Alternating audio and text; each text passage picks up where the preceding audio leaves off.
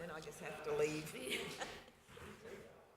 I was trying to see so we used to have a little edge lip thing on it because then we could, yeah, so we could, yeah, like the dog stay. I was trying to think it would be good if we, I guess that would be better right here. That way they can see it. Is this a copy for, Yeah, that was, we had an extra package. I think we printed them before we used Sally or something. oh, okay. So, Okay.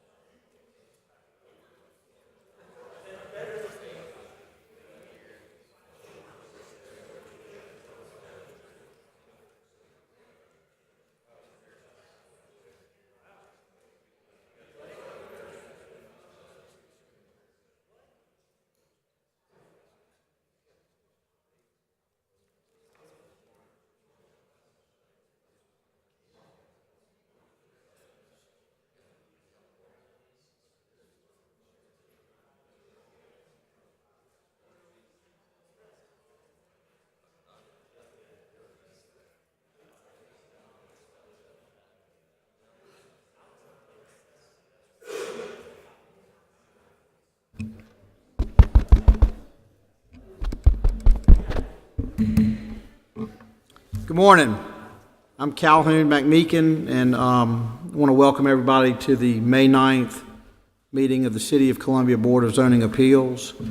I'm the vice chair of the board, and today I'm acting as the chair in the absence of Mr. Sally.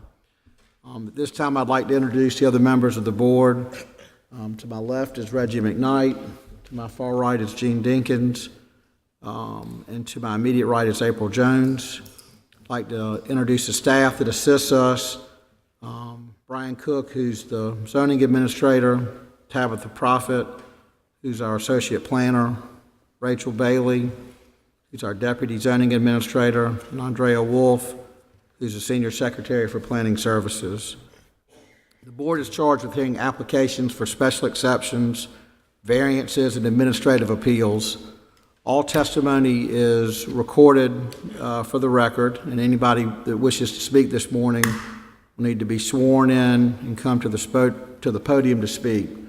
No testimony can be taken from the floor. When you come to the podium, you need to speak clearly, speak into the mic, state your name.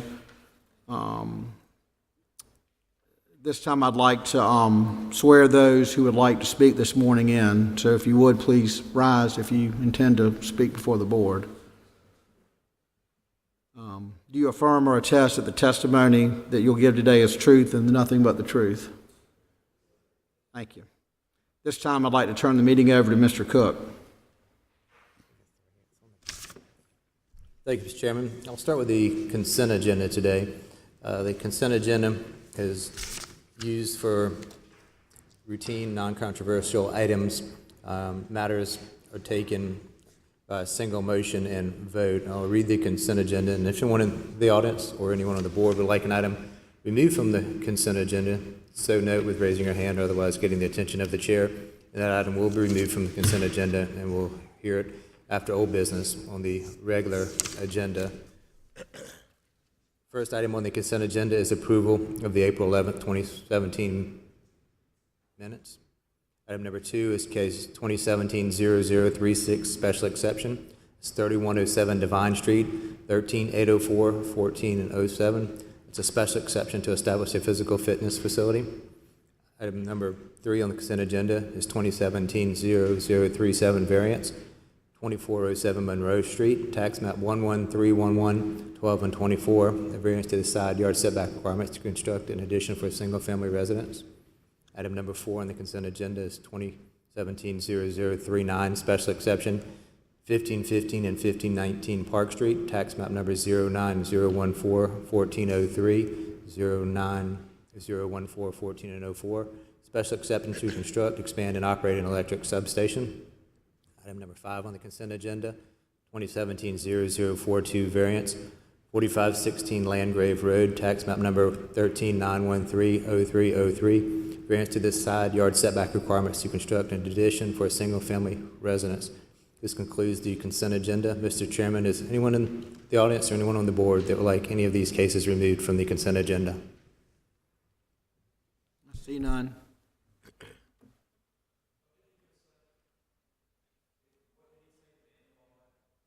He asked if there was anyone that had any comments or wanted to have any of the items that are on the consent agenda moved to the regular agenda. If there's anyone that objects to those cases being on the consent agenda. Is there anyone that has any opposition or would like for one of those cases to be moved to the regular agenda? Not. I'll ask for a motion to approve the minutes in the consent agenda. Mr. Chairman, I'd like to make a motion that we approve the minutes and the items listed on the consent agenda. Second. I have a motion and a second. All those in favor? Aye. Aye. Motion carries. Thank you, Mr. Chairman. We'll move to the regular agenda.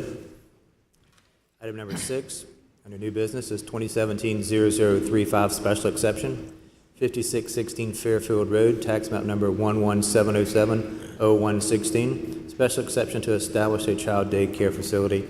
Again, this is special exception to establish a daycare facility and approximately 1,536 square feet.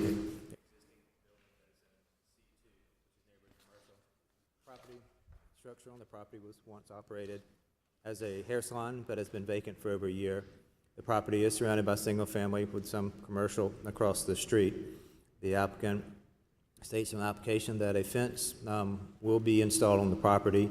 Site visit by staff showed that they indeed do need to construct a fence. It's a large property, approximately an acre or so. And it is on a busy road, so the applicant will indeed have to construct a fence and do some work to fix up the facility and the fenced-in play area. The applicant is here and can answer any questions and address those concerns.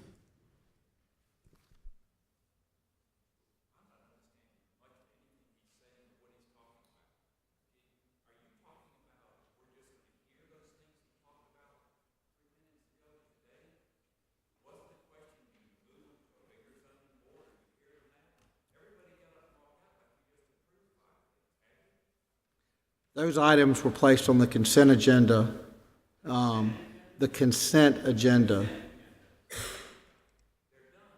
They were approved by staff, and the opportunity was given if someone had a question.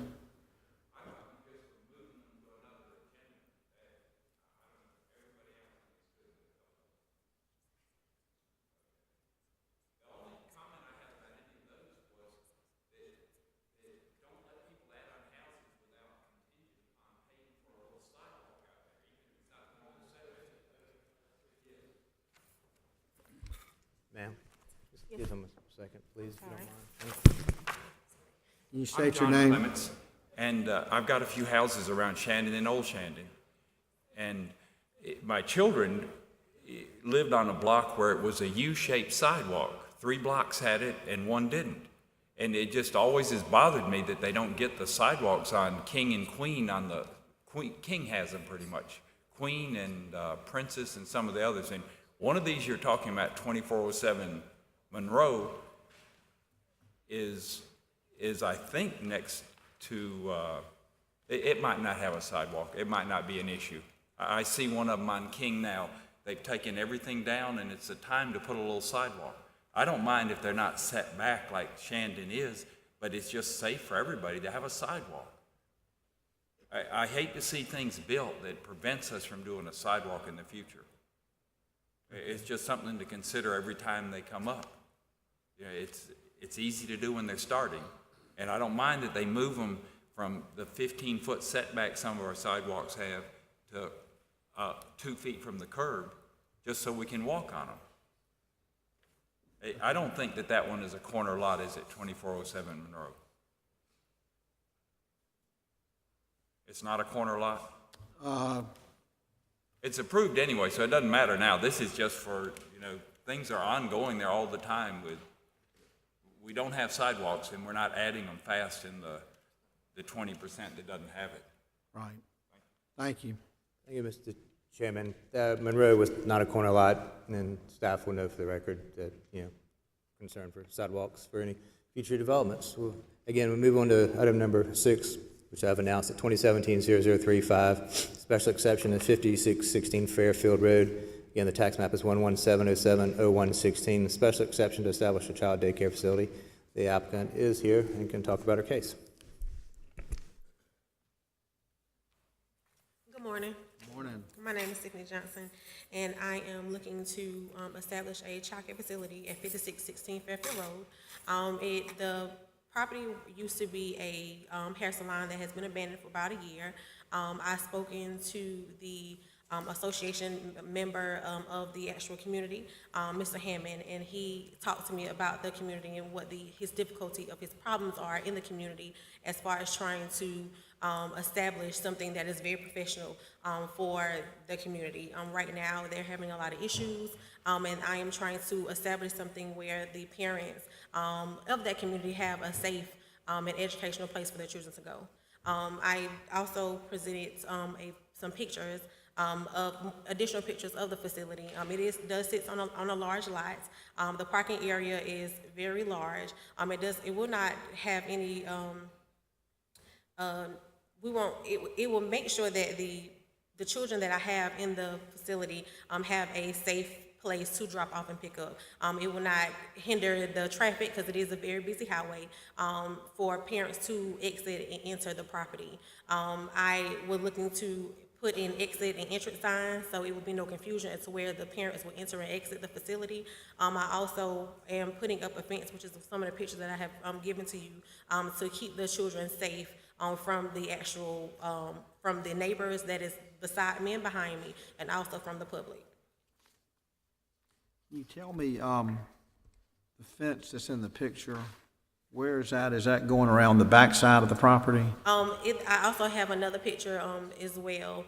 It's already a 4-foot fencing that goes around both sides and the back of the property. It also is some trees that also that separates the residential part from that particular property. The only place that there was not a fence was the front of the property, and I also put an 8-foot fence up, which supersedes your regulations and also the Department of Social Services regulations, because their regulations are 6 foot, but I went in and put an 8-foot fence up to make sure that children are safely behind those gates. I have a quick question. What is that behind it? I went there probably about 2 or 3 days ago. What is that, like a little shed? It is actually, it used to be a Jesus Lord, a barbecue pit. That used to be there. Okay. Yes, sir. In the next small building that's beside it, in the very, very, very back, that is an old well. Okay. So again, there's fencing this around the property. Yes, sir. As well as up to the side, so the. Yes, sir. Okay. If you take a look at the first picture that I just given to you guys, the picture actually goes from the back of the building to the existing fence that was already there. Okay. Would you mind walking us through the criteria for the special exception? Absolutely. Thank you.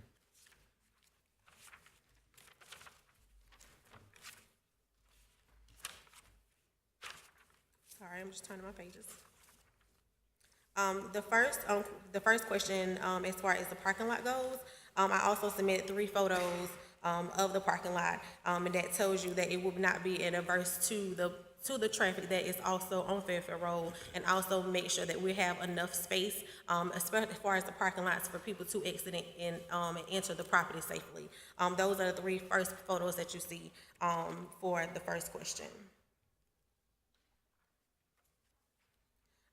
The second one, as far as the land goes, I also submitted a picture of the fence. Like I said, that is a 4-foot fence to keep the public and the other businesses out of the property. It's, to make sure that no one gets on the property, and also the children will not be able to exit the property as well.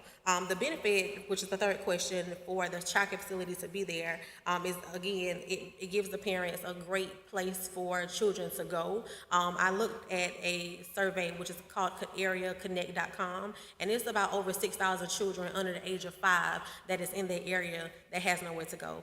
We have 2 elementary schools that is right down the road from that facility, and again, we're talking about 2,000 students minimum in each elementary school that do not have a place to go. I also, while I was there, I got the chance to be in the community and had several parents to stop by, and was hoping and wishing that I was able to open up a child care facility there, because they have nowhere for the children to go. Once I told them that that's what I was proposing to you guys today, they were very excited. Just like Mr. Hammond of the community, he was very excited as well. For number 5, that we have, DSS does, like I said, there is not a lot of child care facilities. There's none on Fairfield Road. The ones that was on Fairfield Road has closed, and that also created another issue in that community, because there is no safe place for the children to go. That area is a below poverty area, and it's not a lot of good influence in the area as well. So I'm trying to bring that positive feel to the area, so we can try to train our children up in the way that they should go. Number 6, as far as the schools I just told you about, like I said, there are 2 different elementary schools in that area, and I have done all that I can do, what I need to do to make sure that I'm in compliance with zoning and also the Department of Social Service and Fire Marshal. The actual property, I make sure that the property actually sits on an acre or so lot, which gives me an opportunity to put any play equipment in the back, which can be 20 feet away or more away from the property because the property sits on a very large lot.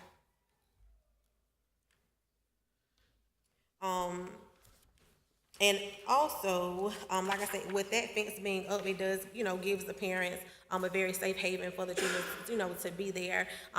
There are a lot of pedestrians walking up and down the street, but again, our property sits back just from the parking lot enough so we're able to, keep those children safe. There is a security. I have already installed security cameras on each side of the lots, and also inside the property as well, to make sure that no other pedestrians or anyone else that could be walking up and down the street will be able to get to our children. I also have installed the software on my telephone, so even if I'm not there, the facility is still secured, and also it is backed up by ADT as well. How many students will you be servicing? I'm unclear yet as how many children that I'm able to accept, but by the square footage, it's 32 square feet per child, and roughly I'll be able to accept no more than 23 students. Have you run a child care facility in the past, or are you licensed yet with DSS? I have been in child care for 10 years. I started from the bottom. I used to be a child care facility teacher. I have been in corporate America for 7 of those 10 years.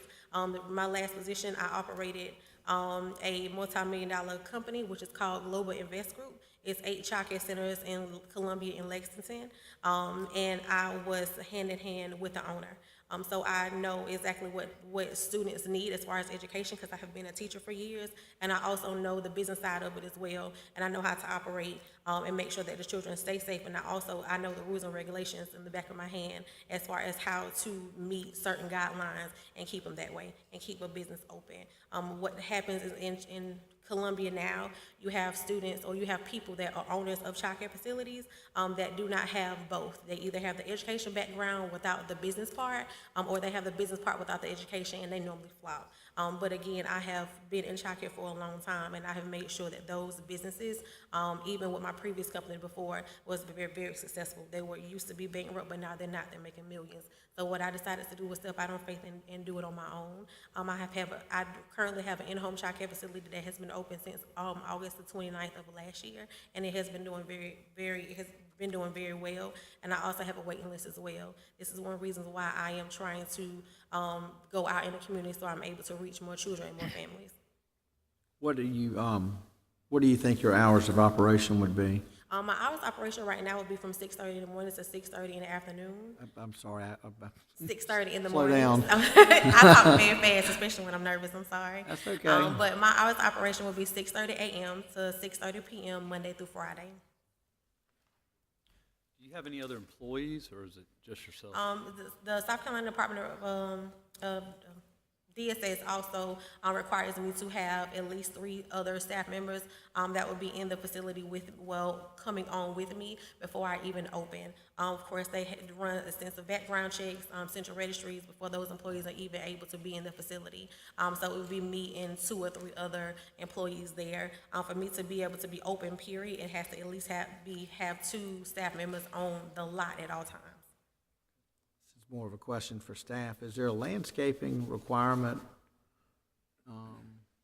There is some existing landscaping that is naturally on the site. We'll work with the applicant to meet the landscaping ordinance relative to the adjacent residential uses. There are some residential zone properties, however, there are some properties in the back that are used commercially or industrially. So we'll work with the applicant to make sure that the screening is adequate next to existing single-family homes. Okay. Are there any other questions from the board at this time for the applicant? Okay. Is there anyone here that would like to speak in favor of or in opposition to this application? See none. Have board discussion?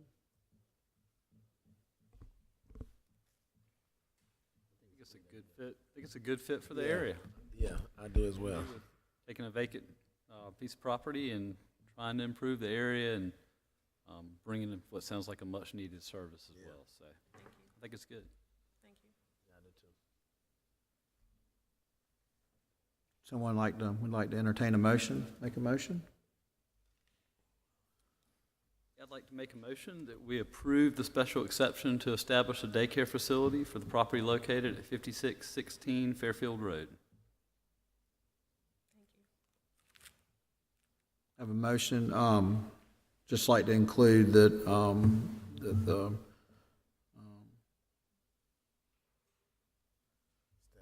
requirements that are from DSS be met, and just all the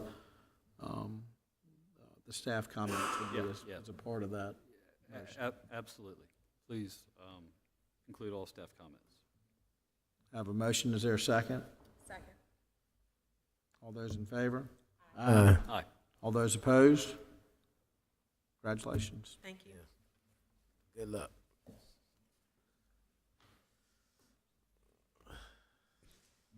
Next item is item number 7, 2017-0038 variance. 2512 Wilmot Avenue, tax map 11311, 10 and 03. Applicant is requesting a variance to the height requirements for a fence in the side yard. Fence up to 7 feet is normally allowed. The applicant is proposing an 8-foot curtain consisting of dark green poly outdoor fabric to run along the top of the fence, approximately a 40-foot section. What you have basically is an existing fence that is approximately 7 feet in height. The applicant wants to come in and again add this 8-foot curtain on the top of the existing 7-foot fence. The reason being, according to the applicant, is the close proximity of the neighbor's second-story addition to his yard, and the applicant is here and can answer any questions.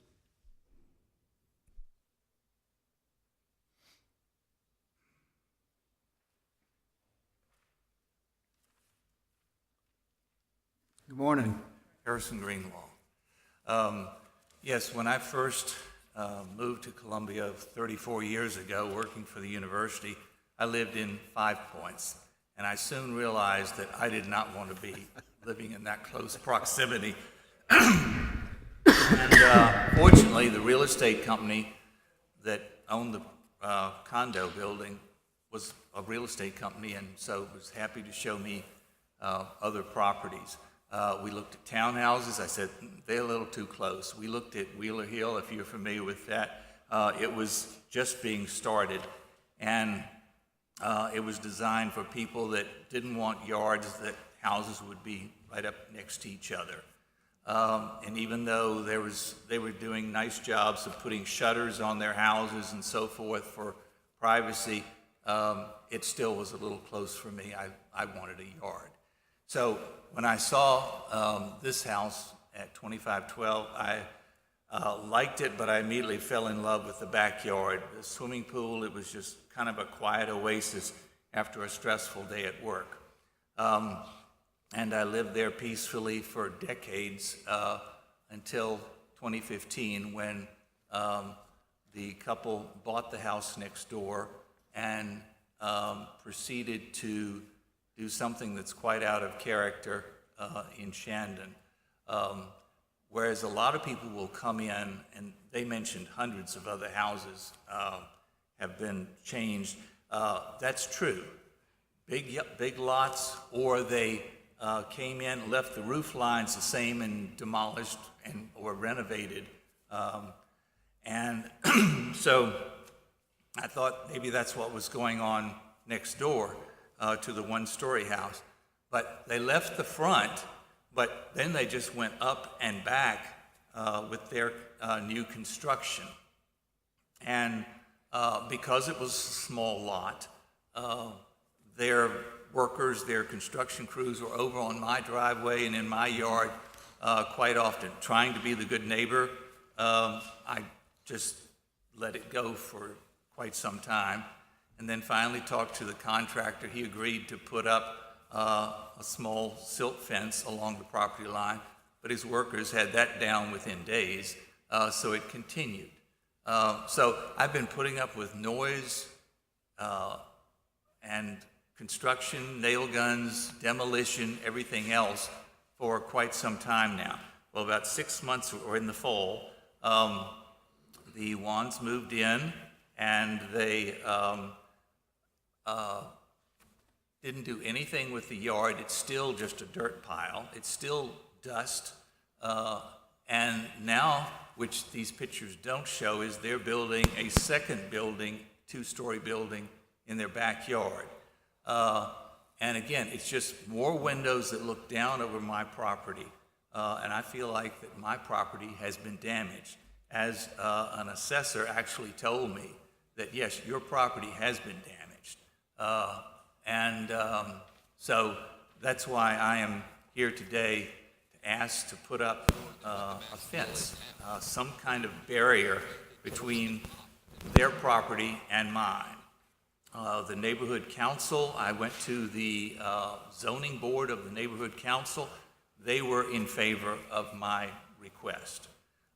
They presented it to the board, and the board decided not to have a public meeting on it, but then it was brought up by one of their close friends last night at the board. So we were sort of surprised that it suddenly came up, and they did vote last night. There were 5 people in favor, 3 that voted to abstain, and 3 voted no on my proposal. So it got a plurality, but it didn't get a majority. But with this fence, in going around the neighborhood, talking with friends, neighbors, and they were all asking me, what do you think about this monstrosity going up next door to you? And, but some of them did say, wow, Harrison, 14 feet seems like an awfully high fence. But when I invited them over to look, every one of them was telling me, yes, I can see where you're coming from. If you want to put up trees, if you want to put up a fence, if you want to put up a curtain, we have no problem with it. Now, you've also been shared with the Vales, which live a couple of houses down. They are away traveling, but they said that they were against a fence. But in talking with them, they said they'd be happy to meet with me when they got back, because I think they're going to have a shock when they get back, because now this 2-story garage is blocking their vision of a lot of the neighbors' yards, but also of my fence. And those that have said, wow, 14 feet seems high, the bottom of their second floor windows are 15 feet high. So I'm not obstructing their vision out their windows, even though they had originally said they would frost them, and then they changed their mind after construction was over.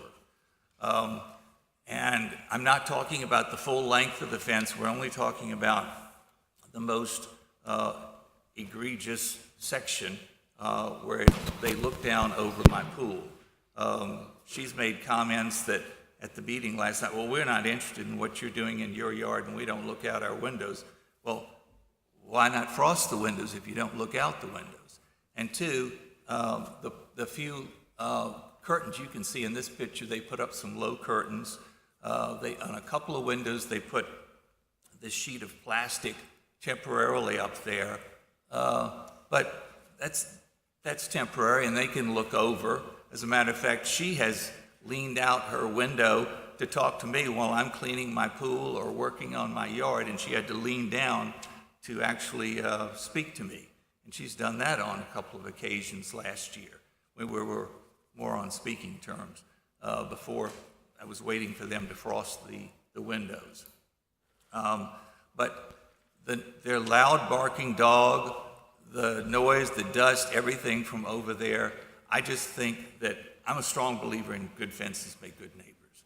And I think this curtain or plants or trees or something higher up would help diminish their loud barking dog, the dust that comes over. I mean, even last week, it was almost hilarious. They had a person come in to mow their front yard with a gas-powered mower. Well, if you look at their front yard, it's 95% dirt, dust, and rocks. So after the few weeds were mowed, then the mower was just hitting rocks. As a matter of fact, when I first looked out, I thought it was a machine gun going off next door, or firecrackers, because it was just hitting rocks, and rocks were flying in all directions. I was worried about windows or somebody even going down the sidewalk. So again, I think my privacy has been damaged, and I think that the way to solve this is some kind of fencing, and I looked at this dark green curtain as something that would be immediate and temporary, but in the long run, I think it needs to be either be a higher fence or some kind of, I think it read in one zoning thing that of a chain link fence going up with plants or something growing on it. But I've even considered tearing out my pool and my patio that is near that fence so I can have like a 10-foot dirt buffer to plant mature palmetto trees. I want to do something that's going to block them out, both their noise.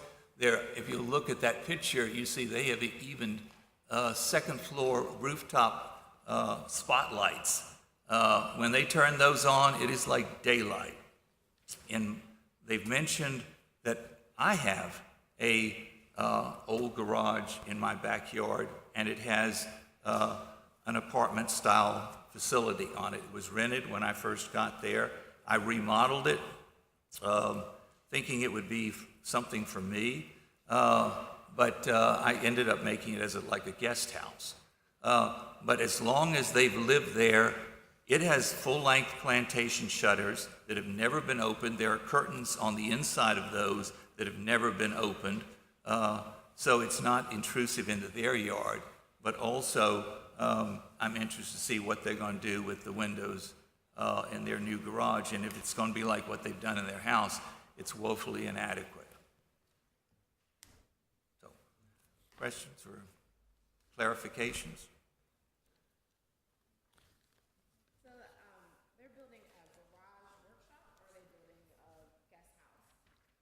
I think on the building permit it says garage and workshop. I've now heard that it might be a father-in-law apartment.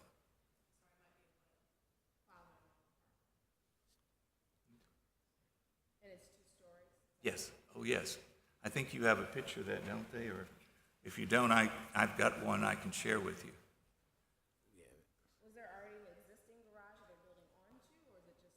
On their lot? No, there was no garage there. Mine, I feel a little bad saying you shouldn't have one since I have one. But mine was not only grandfathered in, it was great-grandfathered in because it was there 90 years ago when my house and this was built. I'm sorry? 90. It was built in the 1920s.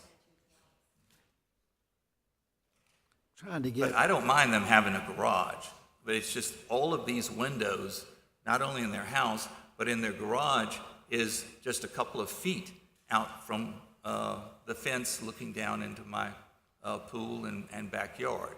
So it's just more of this. So that's why I feel like I just need, in the sense of being good neighbors, just put some kind of barrier up there. Now, she has told me that she felt that their new building would enhance the neighborhood and increase the value of my property. And I shared with her that, no, I didn't feel like that was the case at all. And when I talked with this appraiser, he said, I can see where your taxes might go up from this new house next door, but the value of your property is your backyard, and you've been definitely damaged with their construction. And I think from a zoning standpoint, I understand that Shandon is now the hot spot for house flippers to come in and renovate houses and so forth. And when she mentioned to me, well, Harrison, if we move in a couple of years, that told me that their reputation as being house flippers is accurate. And so not only am I going to have the problem with these fine folks, it's going to happen again in a couple of years if they should sell their house. with new people. So I think it's in fairness to the new people that they see when they're considering buying, that they see this fence or some kind of barrier between their house and mine. Trying to get straight, if you've got a 14-foot high curtain and their windows are 15 feet At the bottom. at the bottom, of their windows are 15 feet. so that's the bottom of their window, and the top of your curtain, should it be approved, is below it, how are you accomplishing what you're trying to accomplish? I'm sorry, I'm not clear. You've got the bottom of a window that's at 15 feet and a curtain that's here. I'm talking about my fence curtain. Are you talking about their curtains in their house, or? Talking about your curtain, if you've got, if the bottom of their window is at 15 feet and the top of your curtain, I may be missing something, the top of your curtain is at 14 feet, what does it accomplish? Oh, you're saying from there, looking down in my backyard, it will block their view of about half or maybe 2/3 of my yard. They'll still be able to see the far side of my yard, my trees and so forth over there, but they won't be looking down into my pool or into my patio that's right there at the back of my house. Okay. So I thought it was a compromise, but. Also, I'm concerned with, in talking with the neighbors, the neighbor on the others, the ones on my side, we're fine with it. On the other side, in talking with that property owner, he was more concerned with that the city has allowed these people, and they very carefully did it by building on an old frame of the house. But what they did was build his property, their house is even closer to his property. As a matter of fact, if they were to need their air conditioning serviced, the workman has to go on Mr. Sistrunk's property to even get around to the unit. Or each week when they roll out their garbage and recycling bins, they roll it out on his property. We're talking about something that has been built in the neighborhood that just doesn't fit. If you don't mind, could you run through the criteria for your variance request? Sure.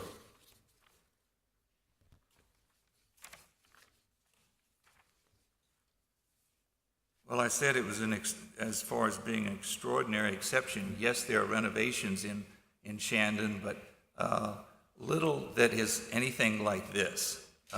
We found one other house that has just gone up on a small lot that's 2-story, but that has, on their own property, have shrubs, real tall, lean shrubs that go down both sides of it, so it helps there. So I think this is something exceptional, what they built, and yes, it's exceptional what I'm asking for in return. And I just don't think it applies to other areas. In talking with other people, they're agreeing with me.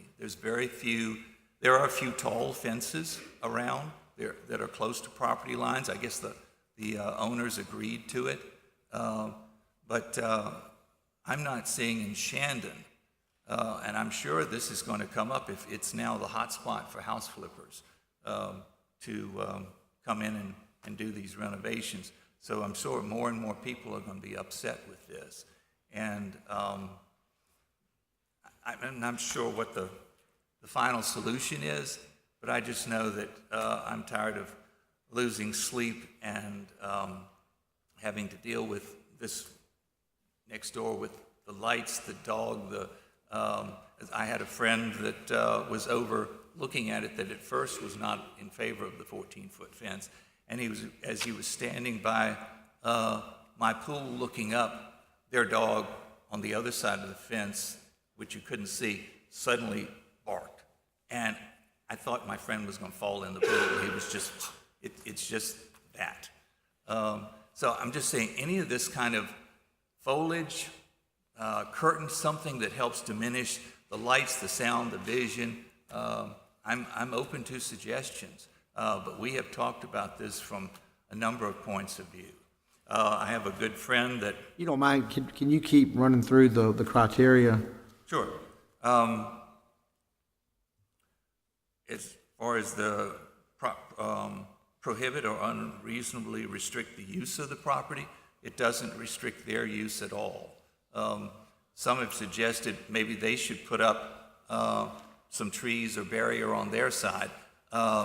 They can't do it because it's such a narrow little strip beside the property if they choose to drive their car to the back. And along the fence line, it would block their way of getting into their new garage. I don't think it's detrimental to the adjacent property, even though she says a fence would hurt her value, and I'm saying like, well, what do you think your property has done to mine? In the afternoon, the sun beats down off that brick, and you just feel it radiate. You think you've got a heater suddenly looking down on my backyard. So it's a detriment to me, and it's questionable as to whether it'd be a detriment for her, especially if it created a more hospitable environment between the two neighbors. Your variance, is this the minimum necessary? I just had addressed that with, that we think 14 feet is the minimum because it would be nice to go even a little higher. Let me ask you a but- question. So you don't have any room on your side to plant your neighbor out, so to speak, to plant viburnums or, I see in different neighborhoods where people will screen their neighbors out for different reasons. So you don't have any room on your side to With plant a lot of high something. plants you're talking about? Yes. That is the most expensive option that I'm considering, yes. If you should vote me down on this, my plan would be, to answer your question, the answer is no. Because if you see there, I've got the patio that goes up to the fence, and then the pool is close by as well. So in order for me to plant mature palmetto trees or oleanders or yew plants or something that would grow up to about 14 feet or more, those plants need a lot of dirt. And so I'm looking at possibly even tearing out my pool, the patio, because the highest priority with me is I wanted my oasis back. And I'm willing to tear out the pool and the patio to do this and plant those trees. It's going to be expensive to bring in mature palmetto trees. I've raised them from seed in my own yard. So I'm talking about digging those up and moving them there as well. So yes, I am considering plant vegetation. I think that's the healthier wall, so to speak, I have instead. a question. Are there setbacks? What are the setbacks for pools? Or are there any? They're accessory structures, so they would meet the accessory structure, so 3 feet, I Okay. believe, Is that from the coping? Is that from the pool? I mean, I'm just, from the property line, from the actual pool itself. So you could pave up potentially a sidewalk or something, but it'd be from the pool itself. okay. Just a point of clarification, talking about the 14 or 15-foot fence, because I know some parts of the fence potentially are up to 7 feet, so just for point of clarification, 15 foot, because the application said 6 or 7 foot was the existing fence, we're adding 8 to it, so just want to make sure that's clear for the record, whether it's 14 or 15. The posts that I have are 14 feet off the ground, so it couldn't go 15 feet. Let's do this, if we can just focus on, because I know, there are people, I think, who are gonna want to speak in opposition and probably in favor as well, but if you could just, I think we were down to the last one under the additional required findings. So that's how I come up with the 14 feet of minimum. And as far as it being injurious to the neighborhood or detrimental to the public welfare, since this is in just talking about backyards, because that's where the problem is. You can't see it from the street, especially as I trimmed back a palmetto tree last year. If I let that grow, you won't be able to see except for maybe the end fence posts. And I know they had friends last night that said, well, we can see it. Well, yeah, they come over and are on her yard and property and so forth. But from my backyard, the lady behind me has tall trees, ivy, a very condensed backyard. She can't see it. The behind us, behind them, is rental property, and Mrs. Cole says she doesn't mind it at all, and she understands exactly. She couldn't believe the structure there. And then the next house over, the Vales, which you have their letter saying that they're against the fence, but have agreed to talk to me when they come back. And I think when they see their garage going up in the back, or this two-story structure, their vision of my property and the fence is severely limited. Okay. And Mr. Sistrunk on the other side doesn't mind at all. He has a small row of bushes along his property, but his main concern, as I said, is their encroachment on his property. Okay. All right, is there anyone who'd like to speak in opposition to or in favor of this application?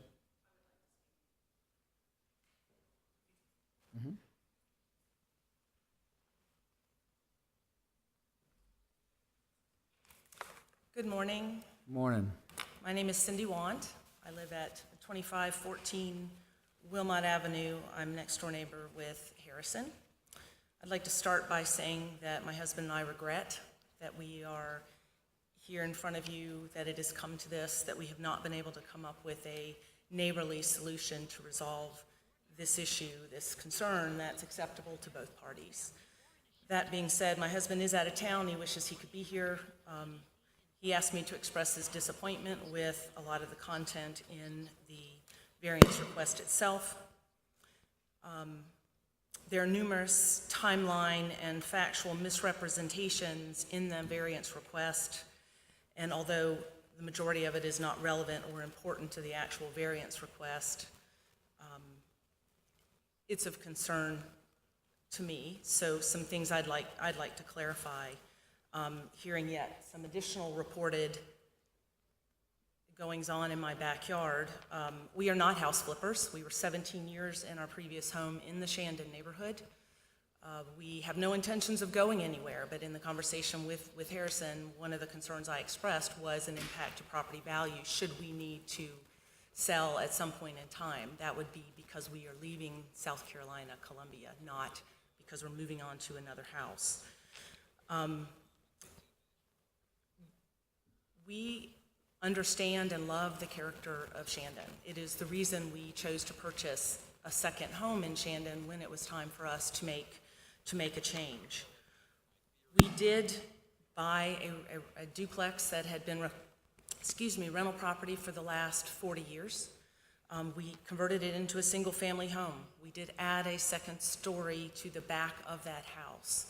That house, our house, does have windows that provide sightline into Harrison's backyard, into the backyard of the people behind us, and into the backyard of the neighbors to the side of us, Mr. Seastrunk's rental property.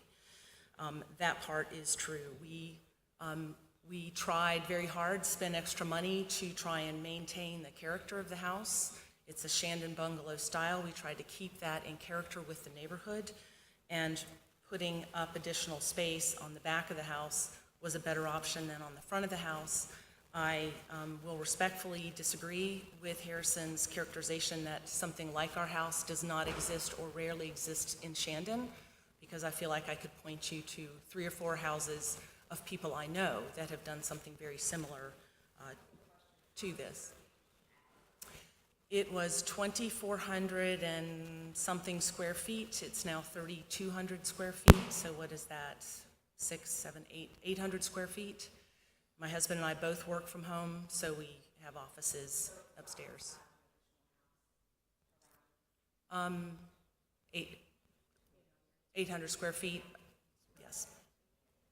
The house itself, in terms of the footprint, the only change made was we pushed out the back left corner on the opposite side of Harrison's house for a patio and then added a room upstairs, but the rest of the house remains in its original footprint as it was built in 1936 in terms of its width and how it sits on the lot. We are in fact working on a garage in the back of the house. It is a 2-bay garage. It will have a workshop over one of the bays. We aligned that second story with Harrison's 2-story garage to try to minimize the visual impact and minimize the footprint in our yard. It is not going to be a father-in-law suite. I'm not quite sure where that particular idea came from, but it is my husband's workshop, as he's greatly missed his man cave since we moved in. I'll add the garage is smaller than Harrison's. You know, I probably should know that, but I don't know. I'm sorry. Standard size, Standard size. 20 by 20, so about 400. I will take your word for that. You on the right side of Harrison? If we're looking at our homes, yes, we are. Okay. No, I'm sorry, we are on the left side. That's okay. We are on the left side. It is my belief that what we've done has not created a unique or undue hardship for Harrison.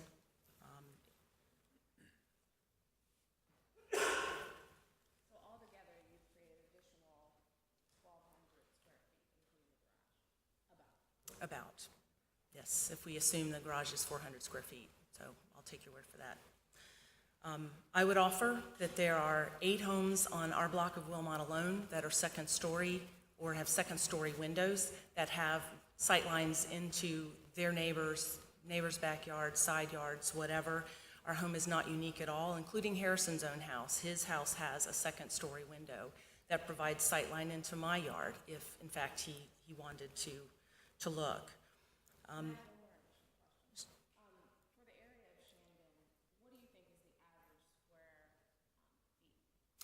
So we looked a long time as we were trying to find a new house, and what we found was, on average, it seemed like somewhere between 1,800 to 1,900 square feet as original homes. We found a lot of homes that were in 2,500 to 2,600 square feet that had been added onto, and then we found a number of homes that were fewer homes in the same size as our home. So you're saying the original characteristic of the neighborhood is between 1,800 and 1,900 square feet? I would disagree with that. Would you? I've sold real estate for 24 years in the city and specialize in downtown properties, and you know, an average Shandon-style lot, or what I think of as 70 by 100, and these are a little bit larger, they're a little bit deeper, but Shandon's not just bungalows, so I wouldn't, I mean, if... I would wouldn't wanna say say driving this, through but- the neighborhood myself and being in Columbia for about 10 years and knowing real estate as well, I'd say that what she's saying is correct. It's about a little under 2,000, so it's larger than that, you know, traditional size for Columbia. So yeah, I would agree with her. Or the original, when they were originally built. Although that being said, to your point, there are a number of blocks that have fairly substantial, much more substantial homes than our house. Wheat Street and Blossom Street and... We're talking about the average. We were talking about The an overall average. I'd probably, in my professional experience, I'd probably put it at 2,500 to 3,000 feet. I mean, I just sold a 4,700 square foot house that I would takes just up. respectfully disagree. Okay, I'm just giving you the benefit of a quarter of a century in real estate, April, but that's fine. That's okay. Gotcha. We can, Just respectfully disagree. we can agree to disagree. Yes, we can. So, all right. What I will also offer up is that Harrison's neighbor on the other side has a second-story window that has sight line into his yard. Now, he has more greenery and trees, and he does have beautiful, beautiful plants and things in his yard, but there is a window there. Harrison, as he has mentioned, he has what he's calling a guest apartment, but I understand it to be a rental apartment. That apartment has if you're looking at it, on the right side, has a window that has a view into his neighbor's yard. If you're looking at it straight on, it has 3 windows that have a direct view into his own yard and my yard, and then 2 windows on the side facing my house. So I would say a total of 5 windows that have a sight line into my yard as well. And I understand the concept of shutters and that they're never opened, but the fact is they can be opened. But there is someone who lives in that apartment, has lived there, as far as I know, since we moved in. And so there is a precedent already in his own backyard for view and sight line into that, into his yard.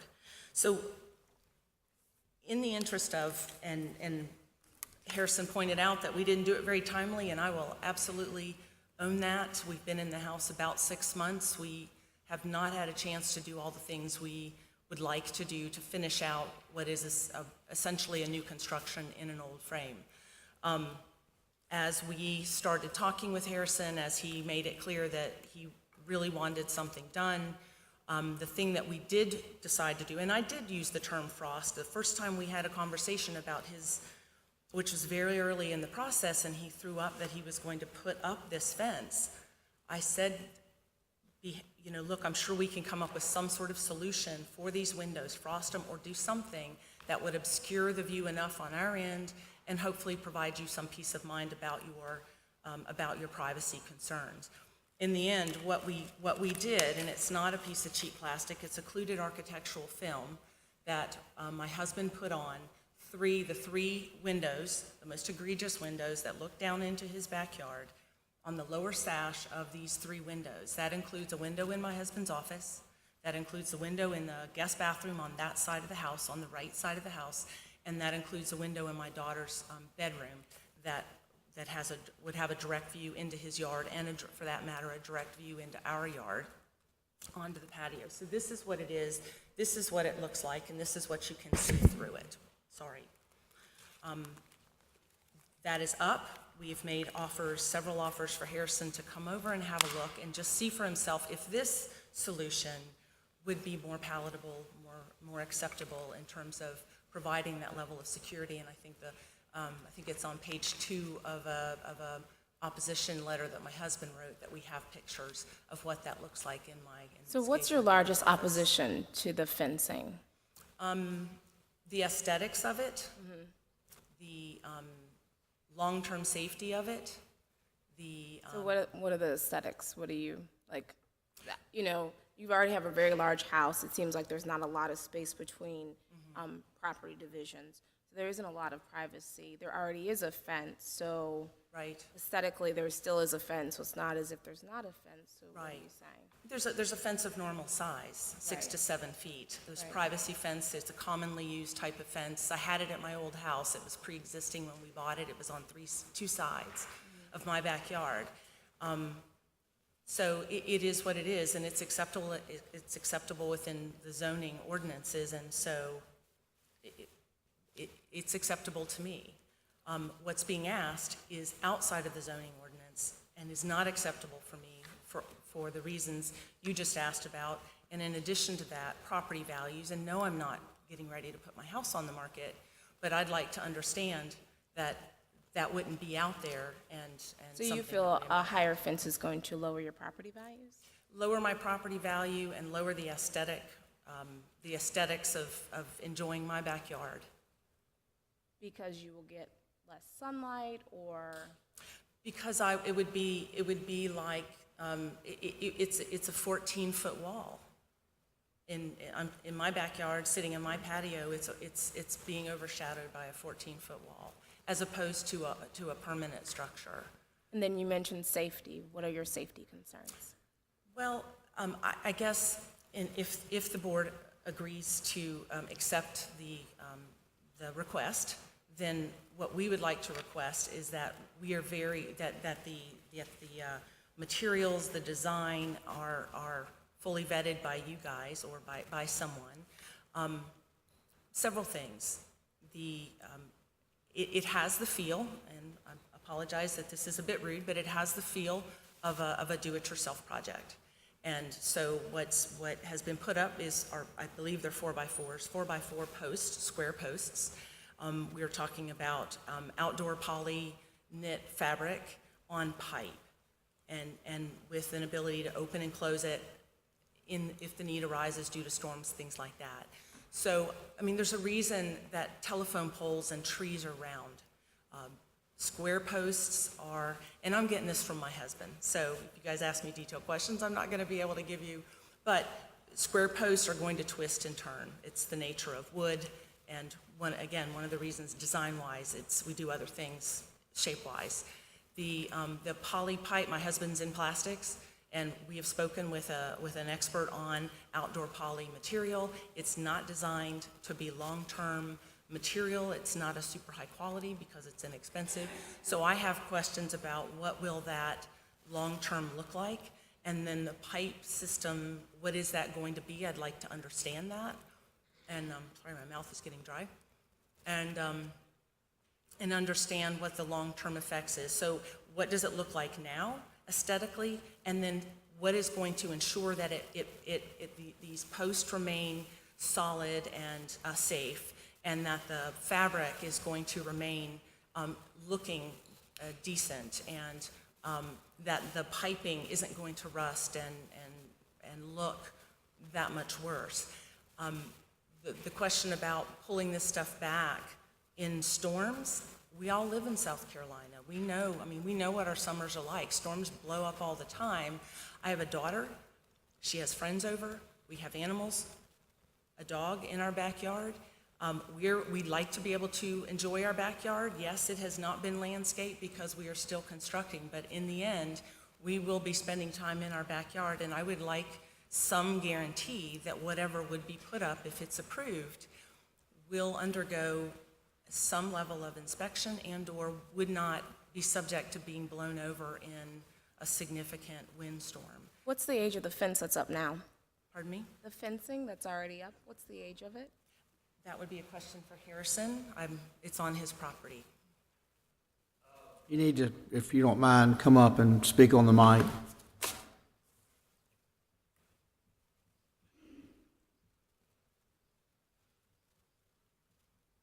If you look at that picture, the fence that's closest to the pool was there when I bought the house, which had the 50-year-old pool.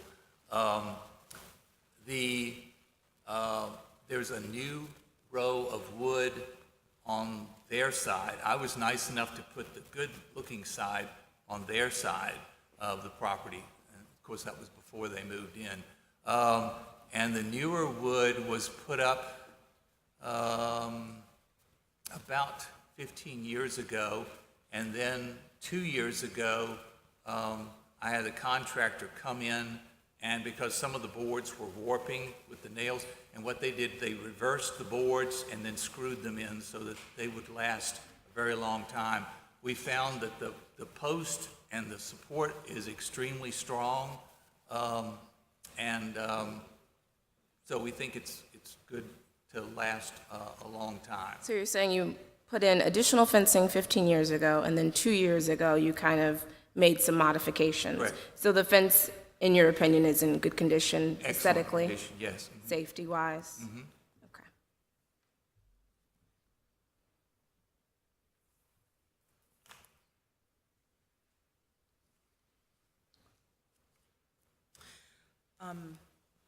The other thing I would like to address is the comments made about the Shandon Neighborhood Association being in support of this project. There was a meeting, April 26th, with the ordinance committee. It's a subcommittee, I believe, of the Shandon Neighborhood Association that Harrison did speak at. We were not notified of this meeting. We were not invited to speak at this meeting, and therefore we weren't there to present our opposition to or address questions to this particular request. At the meeting last night, actually yesterday, the president of the Neighborhood Association stopped by my home to let me know that the association was intending to take a neutral position on this variance because they interpreted it as a personal issue versus a neighborhood issue. I politely disagreed that it is in fact a neighborhood issue in terms of setting precedent for moving forward. To Harrison's point, it was brought up by someone at the meeting that it was part of what the neighborhood association, they felt like should be weighing in on. So there was a short opportunity for Harrison and myself to speak at that. The broader board, as far as I am aware, did not have either his variance request or our opposition and/or letters to it, with the exception of what I spoke, although there was someone there who read her own letter in opposition of this. The vote was, I suppose I would argue that it was not in favor. I had 3 that supported the, 4 that supported the variance, and 6 that did not support the variance. And that was made up of people who directly opposed it or chose to remain neutral on taking a stand. So I just wanted to clarify that fact. So I feel like I've said what I need to say. If there are any other questions, I'm more than happy to take them. But I'll just restate that I don't believe that this particular situation meets the hardship or the exceptional requirements to have this variance granted. Thank you. Thank you. Is there anyone else here to speak in favor of or in opposition to the application? You were sworn in earlier. Yes, sir. Okay. Good morning. Good morning. I'm John Myers, and I live at 2519 Wilmot Avenue. I'm across the street and 2 houses down from Mr. Greenlaw. I've lived there about 13 or 14 years. There's a lot to unpack here. So with my limited time, I'm going to kind of quickly summarize why I feel like it'd be a colossal mistake to grant the variance. And I want to focus on applying the appropriate standard. First, there's nothing extraordinary, unique, or exceptional about Mr. Greenlaw's property. There are many 2-story homes in the Shandon neighborhood that have neighboring homes or garages at or near the 5-foot setback. These homes and garages undoubtedly provide the same view into backyards that Mr. Greenlaw finds objectionable. In fact, I live in a 1-story house. It's 2,500 square feet. And Ms. Jones, I just want to clarify that on our street, most of the homes are in the 25 to 35 to 4,000 square foot homes. I think we already have gone over that, but thank you for your input. So I just wanted to clarify that. But again, I'm surrounded by 2-story homes. If you include the garage apartment on King Street that faces my backyard, regardless of where I stand in my backyard, one of my neighbors can see me where I'm standing. But that fact doesn't kind of give me the right to build an 8-foot curtain on top of the 7-foot fences that are around 3 sides of my property. The second point I'd like to make, applying the factors, is if a variance is granted to Mr. Greenlaw or other folks in our neighborhood, it's going to restrict the use and enjoyment of homes in Shandon. I don't think that people want to sit outside and try to enjoy their backyards and look at an 8-foot curtain on top of a 7-foot fence. Third, the proposed variance is a detriment to both neighboring properties and the character of the neighborhood. Mr. Greenlaw points to no one in the Shandon neighborhood that has an 8-foot curtain on top of a 7-foot fence. The reason's obvious. It is unsightly, given its height and its aesthetics. And I do want to discuss the aesthetics point that you raised. Again, we're talking about an 8-foot curtain on a 7-foot fence. I don't think anyone in this room would really want to own a home next to that and look at that every day. Moreover, the proposed curtain, and this is a very important point, can be seen from the road and the sidewalk. If we go back to the photo of looking directly at the street, okay, in that diagram where the green line is going down, it actually cuts this way. So not only do the wands and the veils, that they're subjected to this eyesore, so are all the people that walk by, including myself. I walk my dog, I ride my bike every day. So with your house, did you add any additions? Or did you keep Excuse me? Did you add any additions, or did you keep the original structure? When I bought my home, what I did was I enclosed the carport and made it a great room. Made it a what? A great room. Okay. Okay, so basically, long story short, I had a front porch that was, had water damage. So I removed that, added another front porch, and then I wish I knew a good realtor. 'Cause So how many square feet did that add altogether? Well, are you talking heated or total square footage? Total. None, because all I did was enclose the carport. What about heated then? If I- it was a carport that was separate, correct? The carport is 22 by 20, Okay. okay? And all I did was brick it in. So it actually improved the aesthetics because it was kind of an ugly carport. And then you increased your great room. And all I did was I bricked it in, and then that became a great room. Okay. So you have added some additional square footage. No, I have not. Well, heated, yes. Total square footage, So no. how much heated have you added? 400 square feet. 400. 440, doing the math. 440. 22 by 20. 440 But I square think foot. anyone who looked at the before and after pictures, and I have that at home, would agree that what I did You was... should have brought them in. I'm interested to see. Well, I will. I have Okay. like a whole book of the before and after pictures. Okay. Okay.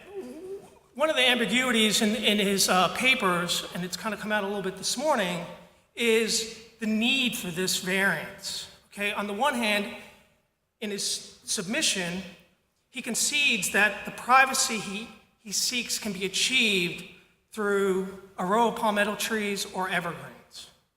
Now, there was some back and forth here, and there's some ambiguity, so I can't I'm not going to go in his yard and kind of measure the distance between the pool and the fence.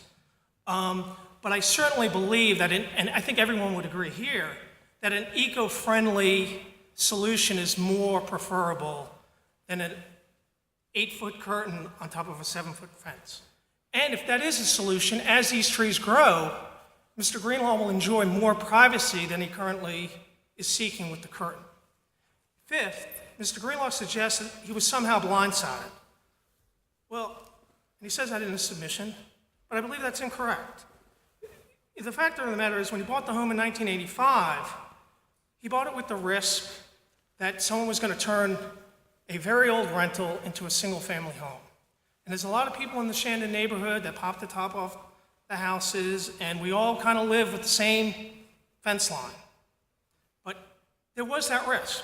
It may have been remote in 1985, but it was still a risk. Sixth, much of Mr. Greenlaw's submission is about his privacy and about his use and enjoyment of his property. But I submit, what about the Wanzas' use and enjoyment of their property?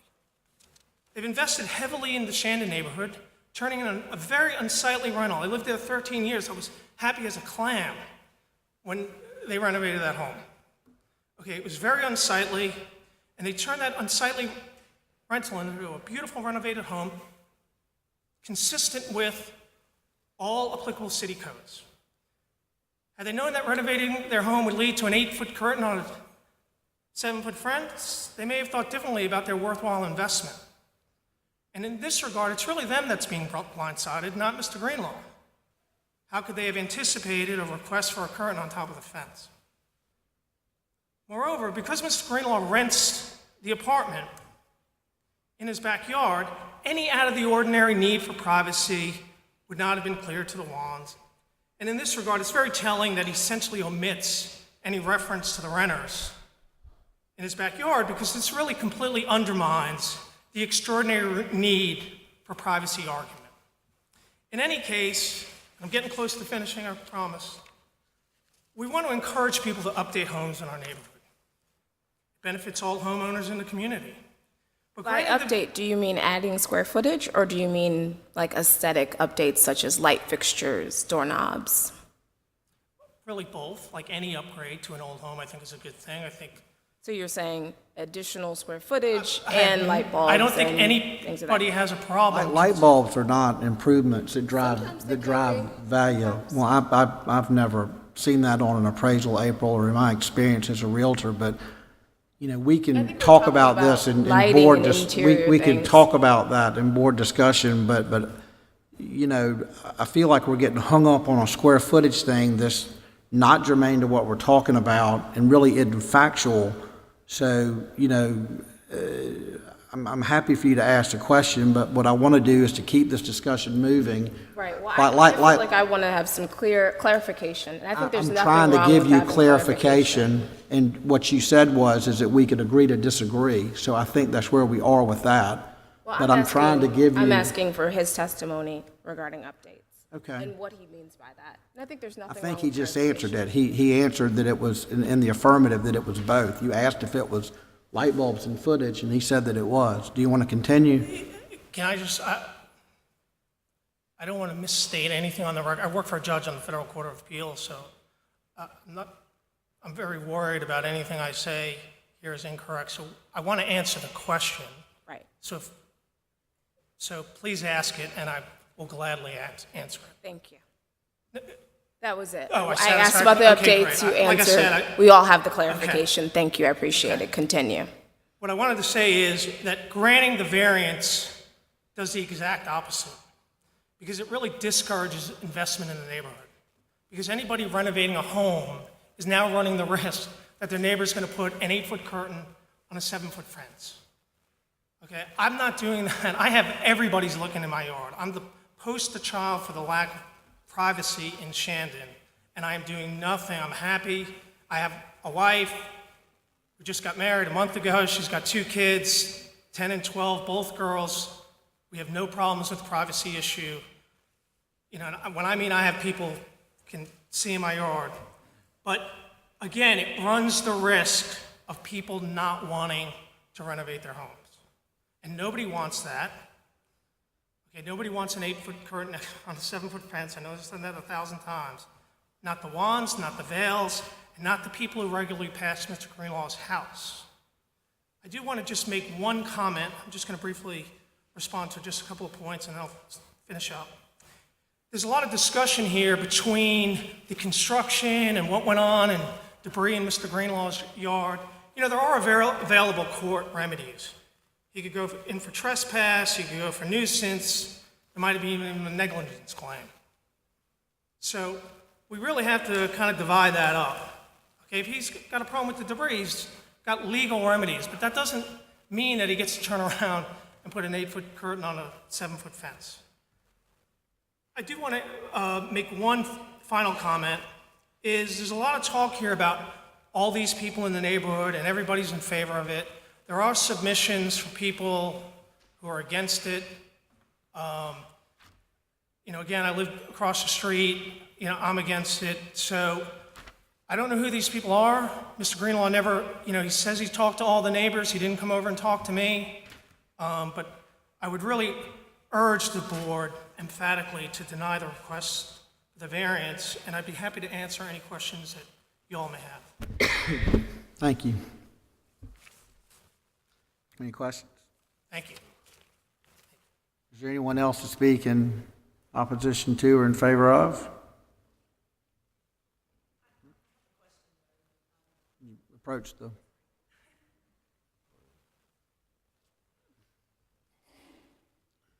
As John just mentioned, there are, I know, a couple of letters of opposition out there. I was just curious, I'm not familiar with this process, and I'm assuming you all have those, you've reviewed those, and those are on record? We do. Okay, thank you. Thank you. Appreciate it. Going to board discussion is, One quick follow-up for staff. This may be redundant, but Brian, could you please reiterate for the record that the construction recently completed or ongoing at 2514 Wilmot did comply with all the applicable current zoning codes, and there is no issue with that? Right, to my knowledge, anything that was constructed met review of staff. I didn't personally review the application, but obviously it wouldn't have been permitted if it did not meet the ordinance setbacks and any other criteria of the zoning ordinance. Okay.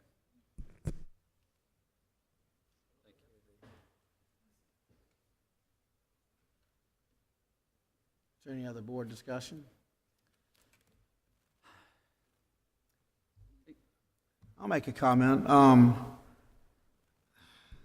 don't know how to attribute this quote, but you know, your rights end where another's begin. I see both sides of it in that, you know, I love my backyard. We've got a similar situation. We were hit by the floods in 15, and my neighborhood in Lake Catherine is a bunch of one-story houses or tri-levels or bi-levels or, you know, 60s construction. And all of a sudden, behind me, I've got new construction going up. And everything that's being built is two-story houses. I was fortunate, I've owned my house not for 30 years, but for 17 years, and we took out a bunch of gum trees because we didn't like the gum trees and planted a bunch of viburnums because I knew that a 7-foot fence was not going to wall out the neighborhood. And then I've been hoping that somebody would make improvements to these houses. I see Mr. Greenlaw's point where I've seen people have to move pools, and that's normally when they're not in compliance with an ordinance. But that pool, I was going to ask that question, but you answered it. And so I see his dilemma of not being able to, I mean, I would hate for somebody to have to move a pool. You'd basically just have to build a new pool. But at the end of the day, you know, there's nothing out there that says that you're going to have complete privacy in your backyard. And I think that as homeowners, we can do as much as we can do. And again, it goes back to where your rights end. I mean, there's a side of me where I have walled my neighbors out. But it wasn't by putting a 15-foot structure to block out or to add what's on top of what's permitted in the ordinance.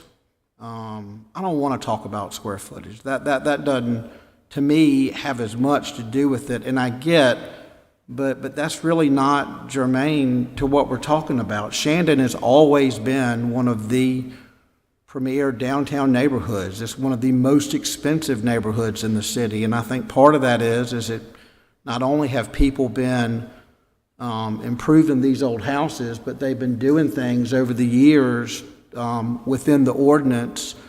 You know, years ago, there were some builders that were vilified because they would buy a piece of property and the old house would be here and they'd cut it off and build a new house there. And a lot of people were screaming and chanting about it. Well, you know, council changed the minimum footage for a lot to build on. And I think that all we can do is go by the rules that are out there for us all to kind of coexist in. So I'm real sympathetic to Mr. Greenlaw, but I don't think that putting a 7 or 8, whatever the number is, curtain or fence is to me, there's nothing extraordinary about being surrounded by two-story houses in Shandon. There just isn't. I mean, that's just, you know, these 30s and 40s houses or the ones around the turn of the century, there's nothing. Shandon is not just 1,900 square foot bungalows. It's just not. It's not. And I agree with you. I agree with you. I do feel for him because, you know, you buy in a community and you think it's going to be one way, and then suddenly things can change. I think building, you know, adding on, you know, really does hinder his privacy that, you know, when he initially bought the property, you know, he didn't have. And so I definitely can feel for that. I think, you know, the construction, you know, they were kind of impeding on his property lines, maybe not being neighborly. I think that can add to it. So I definitely can, you know, feel for him. And when you do buy a house, you have, you know, your dreams and your aspirations, and you invest, as we, you know, that has been stated. You invest a lot in your property, and you hate for your property to go down because of your neighbor. And I don't disagree, but again, I don't think that maybe this is reaching for a point, but, you know, you've got other neighborhoods that are historic only because of the age of them. So this came in front of council years ago. There was this big thing about square footage and lot coverage, and then it got into this conversation, well, we're going to protect houses of a certain age. Well, then you start getting into my neighborhood where we call them Heath Manning Specials. That was a big developer that developed Heathwood and Lake Catherine and Wildwood and some different neighborhoods. Well, what makes a 1962 house with 8-foot ceilings historical? It doesn't. And, again, I'm sorry y'all are here, and I think that, that it's probably one of those things where you both wish that you could kind of, maybe not, but turn the clock back, but we're here nevertheless. But I guess where I'm coming from, and I'm willing to make a motion if nobody else does, or I'm willing to entertain. I just think there are other ways to skin the cat, and even if Mr. Greenlaw wouldn't think that, I just don't think all we can do at the end of the day is to go by the criteria in front of us. And certainly that can be interpreted in different ways, but, when I look at what the criteria is for a variance, I just don't think that a 14, 15-foot, whatever you want to call it, curtain, fence, structure, meets the criteria for a variance. So I'm open for more board discussion, but I'd ultimately like to have a motion from somebody on this application.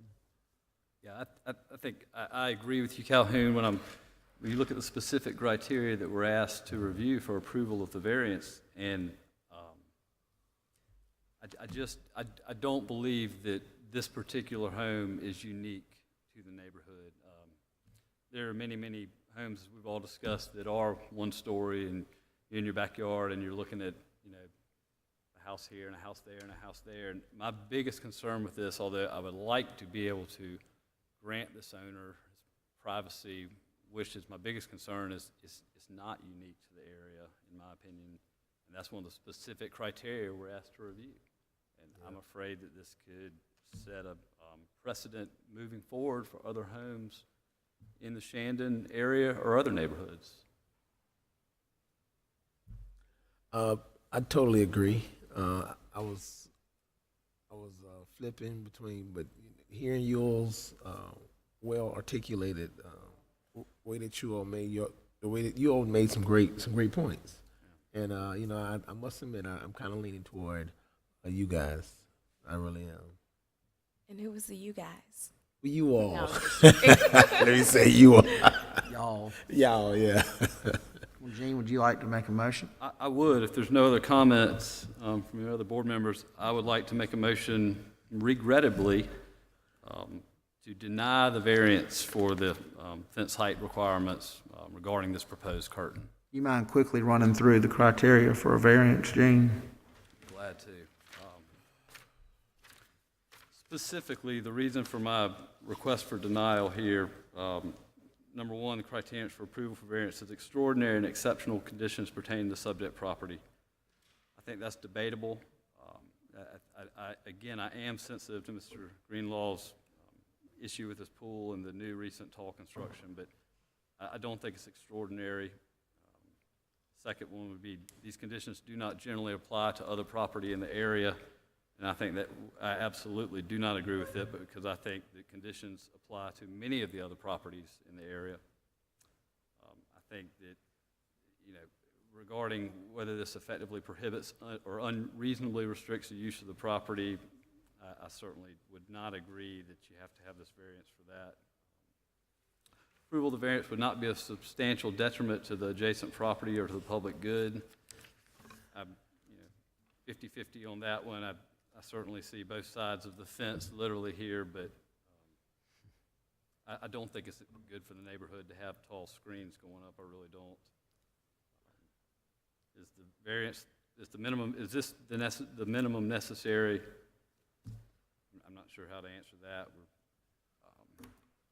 Is your proposal in harmony with the purpose and the intent of the zoning ordinance?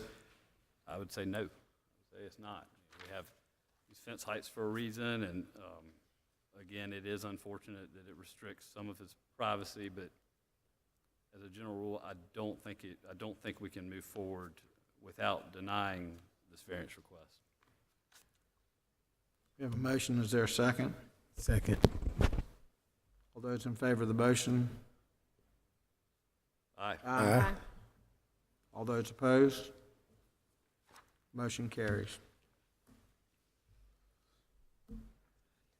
Thank you, Mr. Chair. I just point out we are going to lose a quorum in about an hour and a half, so we have 4 cases to get through. So we're going to use the timer to keep everybody on track. The applicant, 10-minute presentation time. Anybody want to speak for or against after that, 3 minutes, and then the applicant wants to rebut that, she has 5 minutes. So we're going to be very strict. When the red light comes on, your time's up. Again, if we're going to get in 4 cases in the next hour and a half, we'll have to stick to those strict timelines. The next 2 cases are the same address, but they're different cases.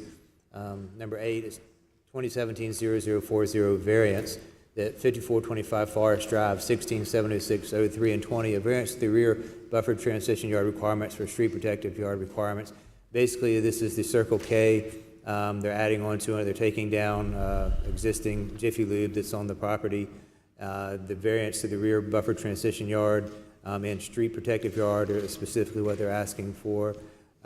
They normally would need 30 feet for the buffer transition yard in the rear. They're asking for a 20-foot buffer transition yard instead, and they're asking to basically keep what's existing for the front street protective yard. There are some grade issues in the rear of the property. It backs up to some single-family homes. The store sits a good bit higher than the single-family homes. The second case that we'll hear, I won't get into it much, but it's the expansion of the convenience store. So the first case that we'll hear today is the variance that I just talked about. The applicants are here and it can address the variance to the rear buffer transition yard and street protective yard requirements. Good morning, Chairman, members of the board. Appreciate the opportunity to be here this morning. I'll try and keep this brief. We are up for 2 items, a variance and a special exception. As staff indicated, this is an existing gas station. There's also a Jiffy Lube. It's about 2,700 square feet with 3 mechanics bays that face the single-family residential behind us. We're proposing, there's 9 existing gas pumps. We're proposing to remove the Jiffy Lube and the auto repair use. We're going to remove the existing 9 gas pumps and canopy, put up a new pump canopy with 6 gas pumps, and then expand the convenience store approximately 1,800 to 2,000 square feet for a total square footage of building of around 5,000 square feet and 6 pumps. So the first request is for a variance. Basically, the current building encroaches in what is now the required now the required buffer yard. We're not proposing to get closer to the existing single-family homes. We would just extend that building wall out, which would actually be further away because it's not parallel to the property line. And then in the front, there's a front buffer yard requirement. We're not proposing any changes to the access or the front parking lot beyond the switching out of the canopy. To address the specific criteria of the variance, extraordinary conditions, as I mentioned, this is an existing condition. This is also a pretty odd-shaped lot with significant right-of-way along Percival and Forest Drive. So it's a very difficult lot to develop as it sits. These conditions do not generally apply to other lots in the area because it is an existing gas station, and then again, it has the significant right-of-way. Denying this variance would be an unreasonable restriction. We initially looked at doing a complete tear down and rebuild, and it's really impossible to get much of anything on that lot with the buffer requirements and the access and the right-of-way the way it is. So, what we're trying to do is build something that is better for the location and the surrounding community than what's out there. It's less pumps, less trips, elimination of the auto repair use that's there right up against the residential, and we're just kind of building on the existing conditions. That's pretty much it on the variance. Okay. I also have Taylor Seeloff and Zach Grogan with Circle K here. Any of us can answer any questions you might have. Is there any questions from the board, or is there anybody in the audience that would like to ask a question and weigh in either in favor of or in opposition to?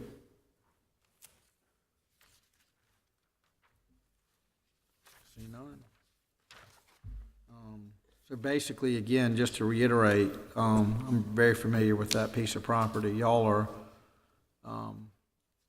landlocked on the backside, so to speak. I know that there was some other development across Percival, but they had plenty of room to go back.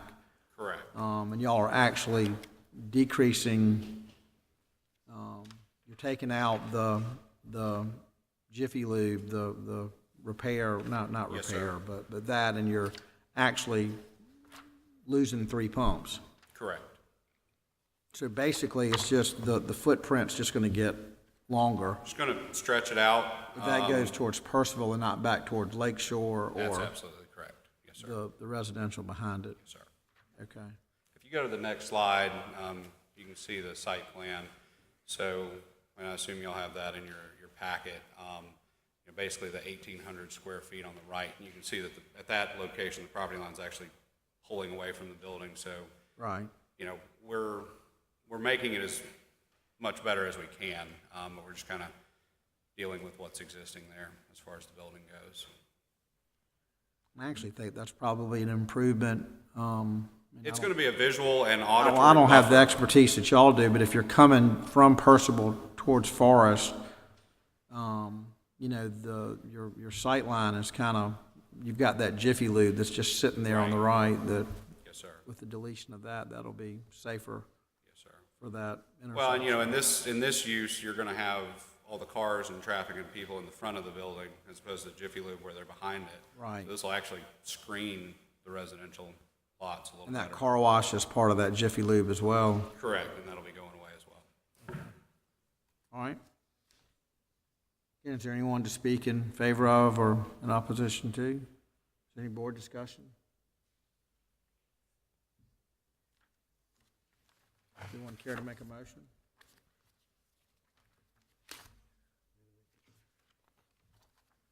Make a motion to approve the variance for case number 2017-0040-V, 5425 Forest Drive.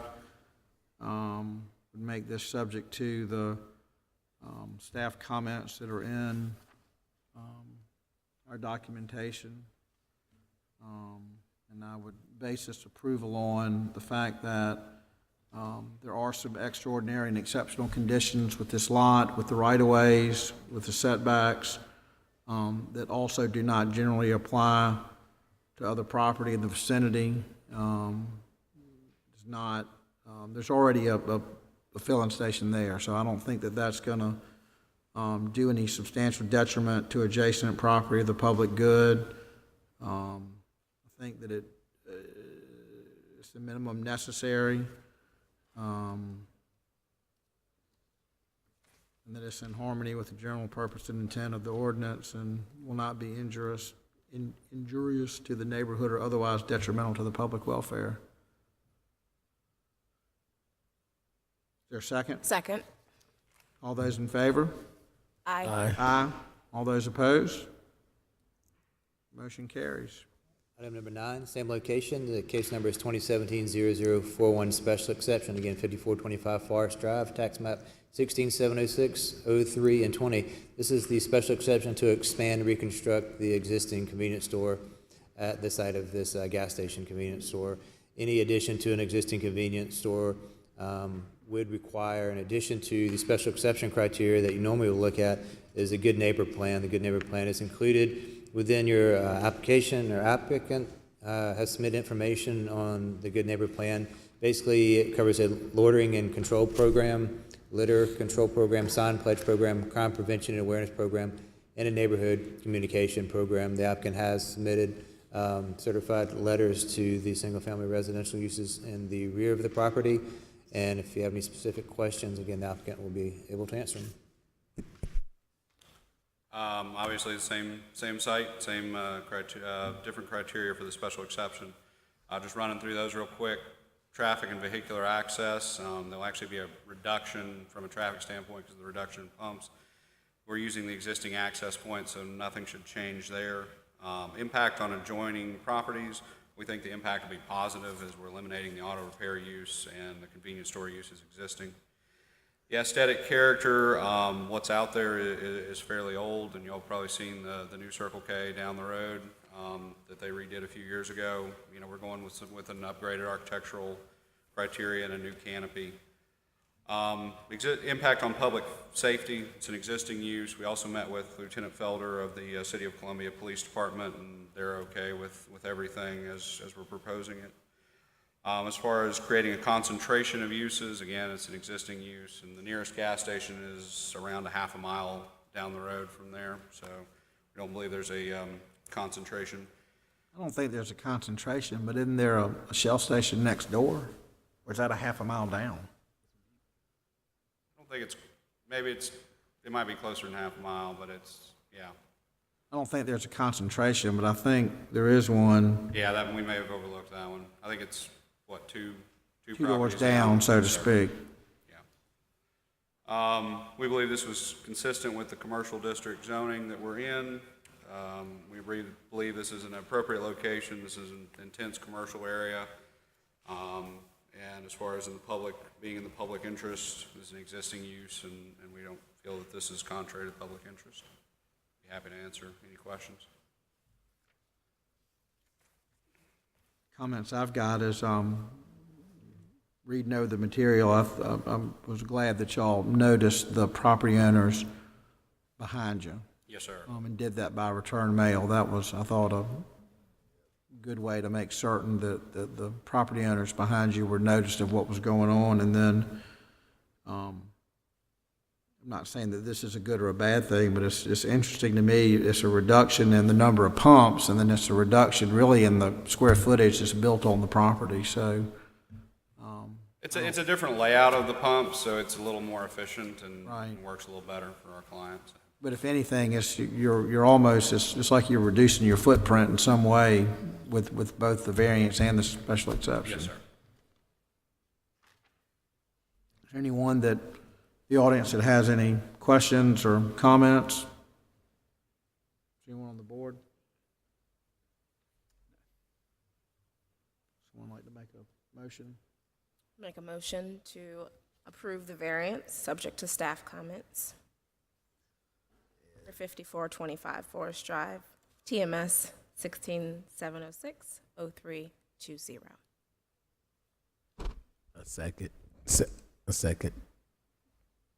There's a motion and a second. All those in favor? Aye. Aye. All those opposed?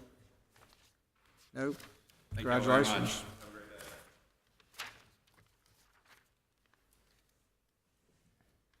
Next case, item number 10, 2017-0043 variance, that's at 903 Meadow Street, tax map 11409, 13, and 11. The applicant is requesting a variance to the height requirements for a fence within the required front yard. Fences up to 4 feet are normally allowed. The applicant is proposing a 6-foot-tall fence instead. The property has an existing street frontage of approximately 111 feet along Meadow Street. This is in the old Shandon neighborhood. Generally, a 6-foot within the required front yard would not be permitted. It's also within the design preservation overlay, so that staff would review any fencing as well. The applicant is here. He can answer any questions.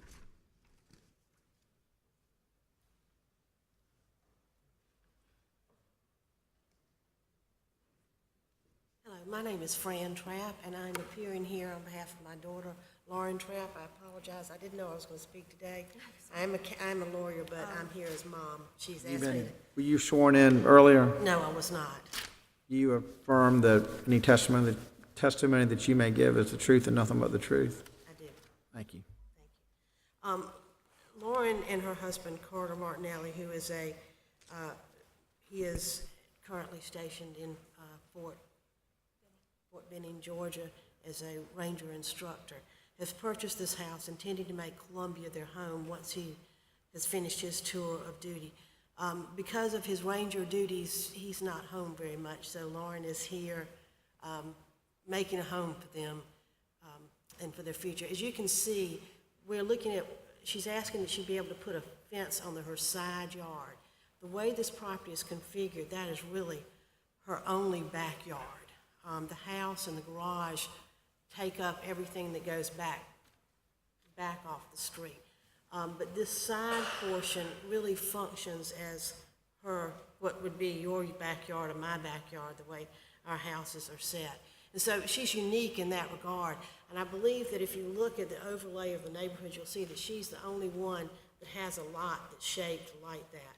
Historically, that piece of property, that portion of the property, you can see it's got a concrete pad there, had been the home of a very ugly RV, for an RV pad.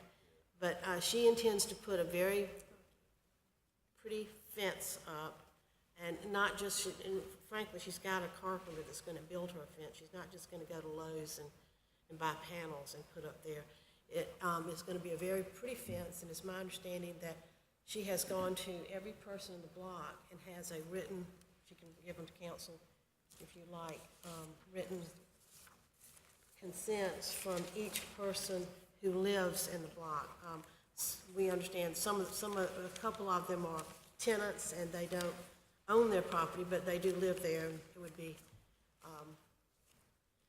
but the fence would enable her to have a backyard that would allow her privacy and to have a pet and this sort of thing. It also, her intent really is to bring up this house and the neighborhood and to beautify the yard and the exterior of this home. That's what this young couple intends to do with this property. That's everything that I had to say, actually. So basically, you've got in a regular shaped lot, and there's really, just from looking at this plat,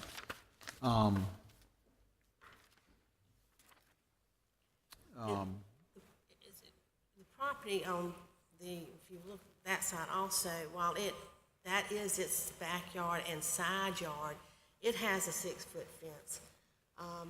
So that this would make the appearance of being really kind of a continuation of that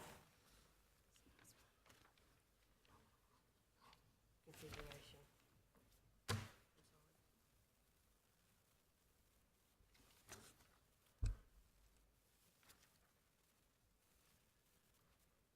so basically what we're looking at is a 2-foot variance.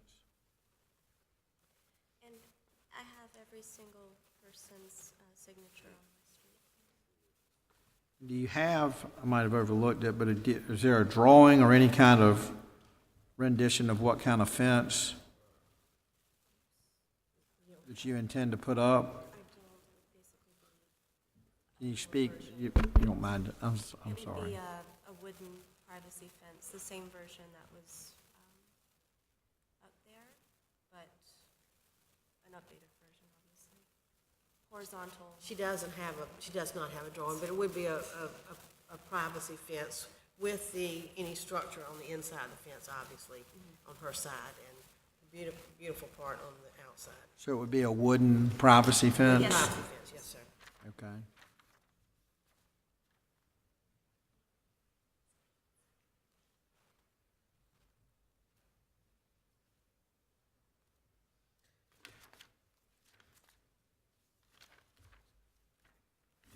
Does this have to go to DDRC?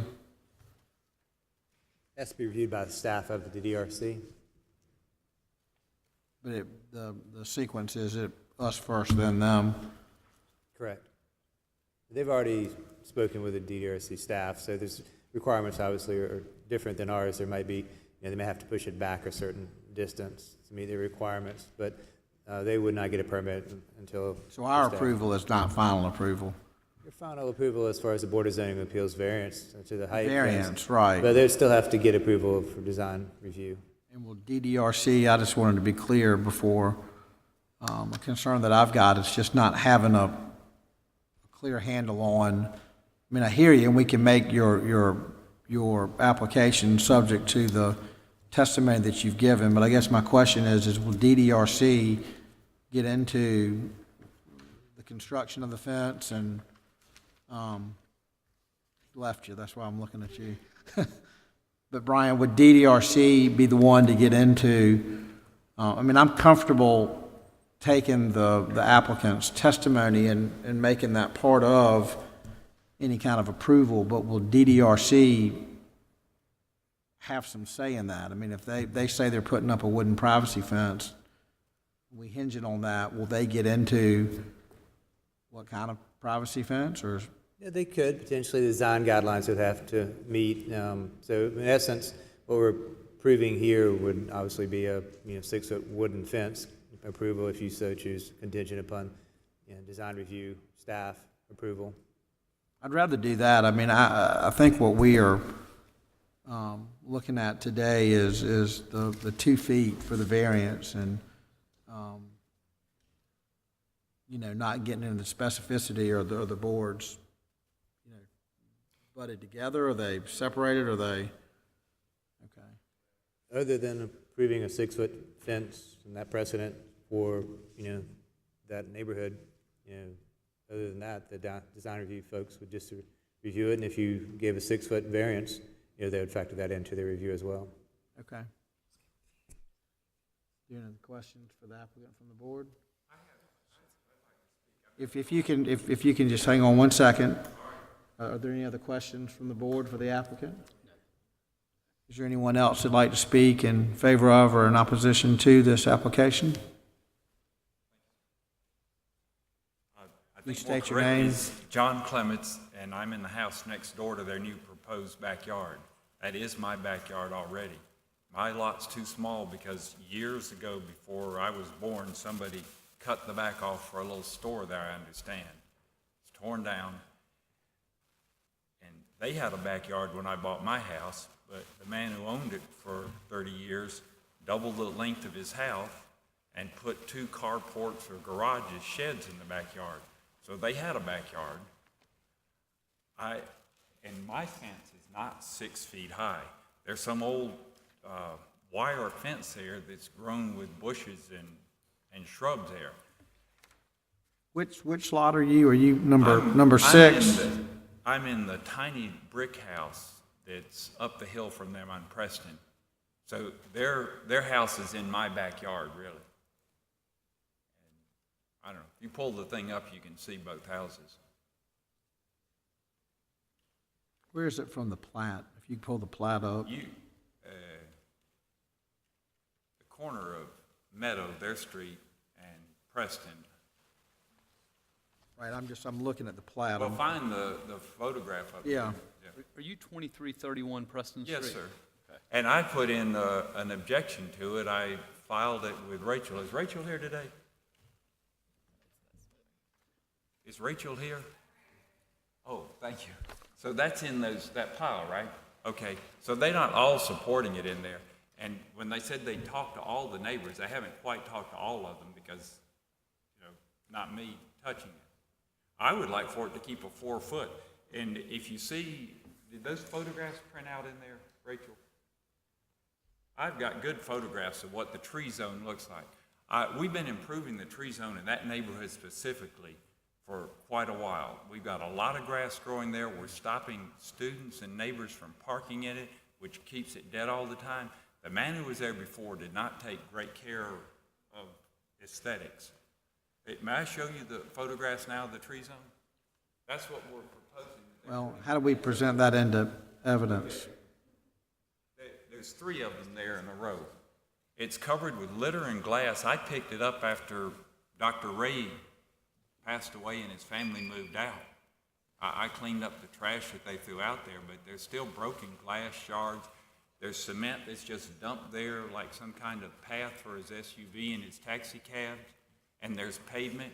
It's a mess. It ought to all be jackhammered out or picked out and grass grown in it.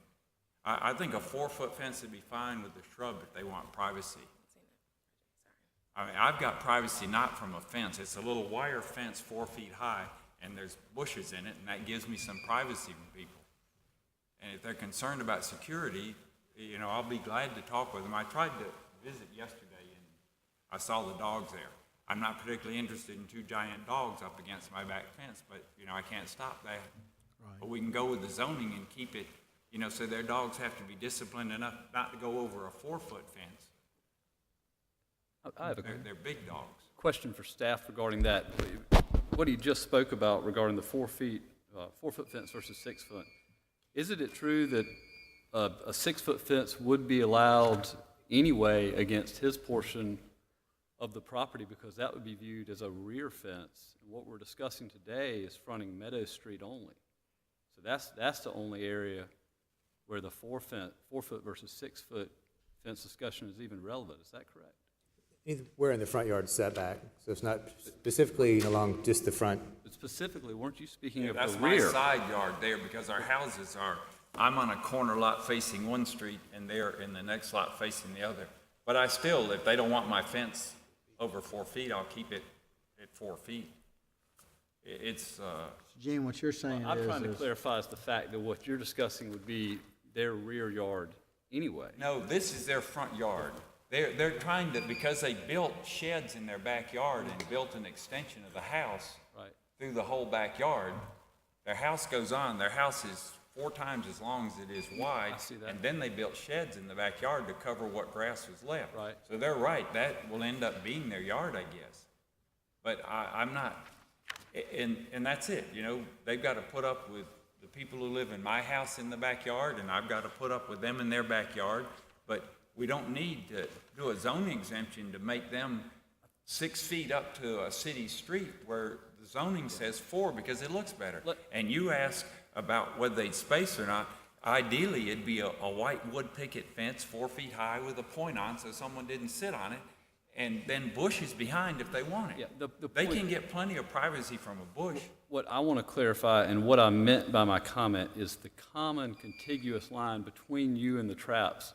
I believe you would be allowed to have. I don't mind their high anyway. fence there. Dr. Ray did that, and I appreciate it, so I didn't see his yard. He's got, between our 2 yards, that's fine. I Right. hope they leave it, because it's aged and looks good.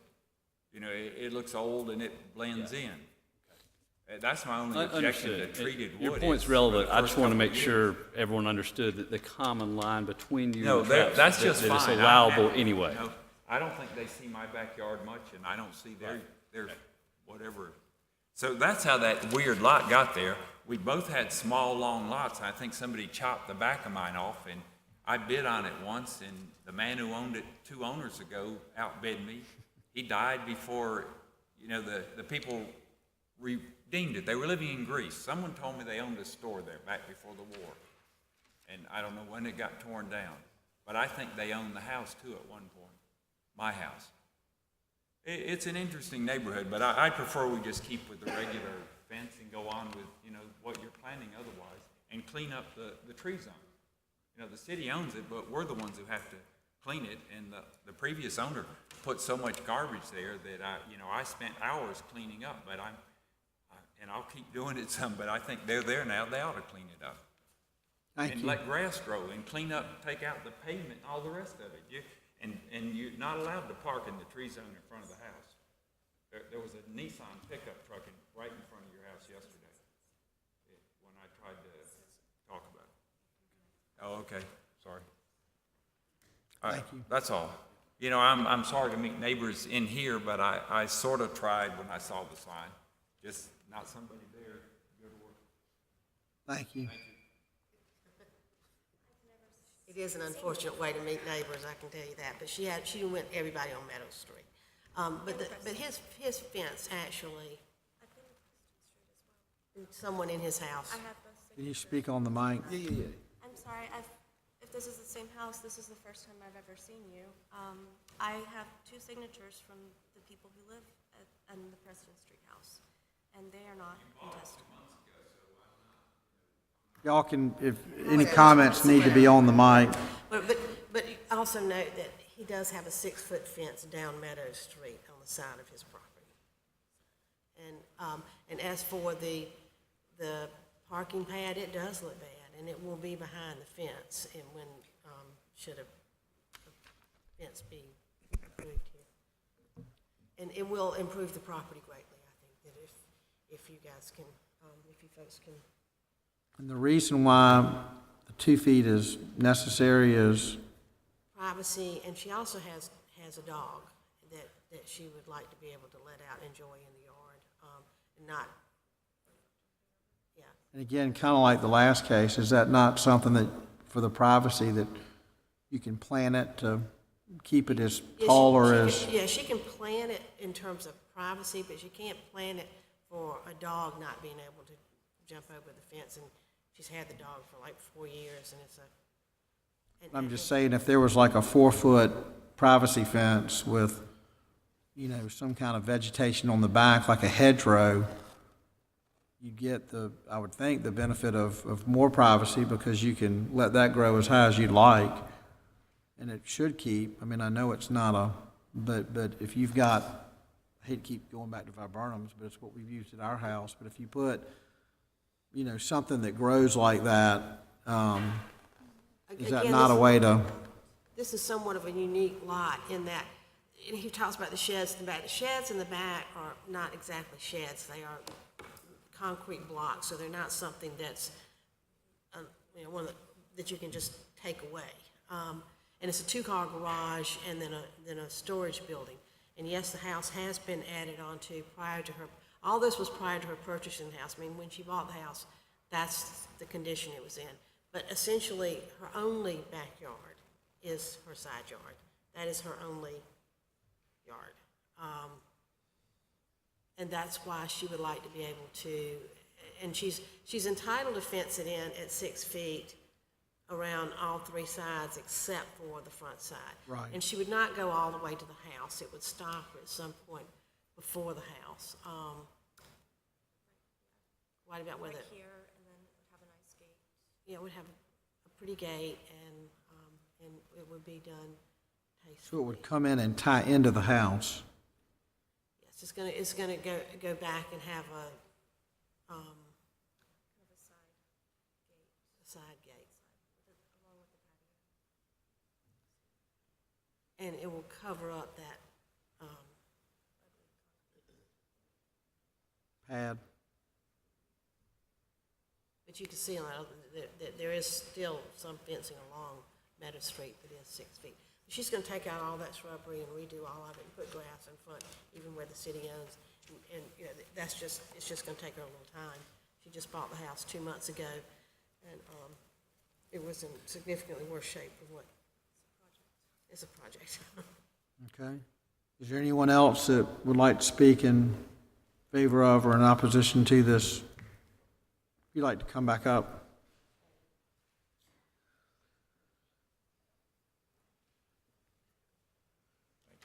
The only 6-foot fence beside my house or down the road already is the 2 feet they made on an angle there.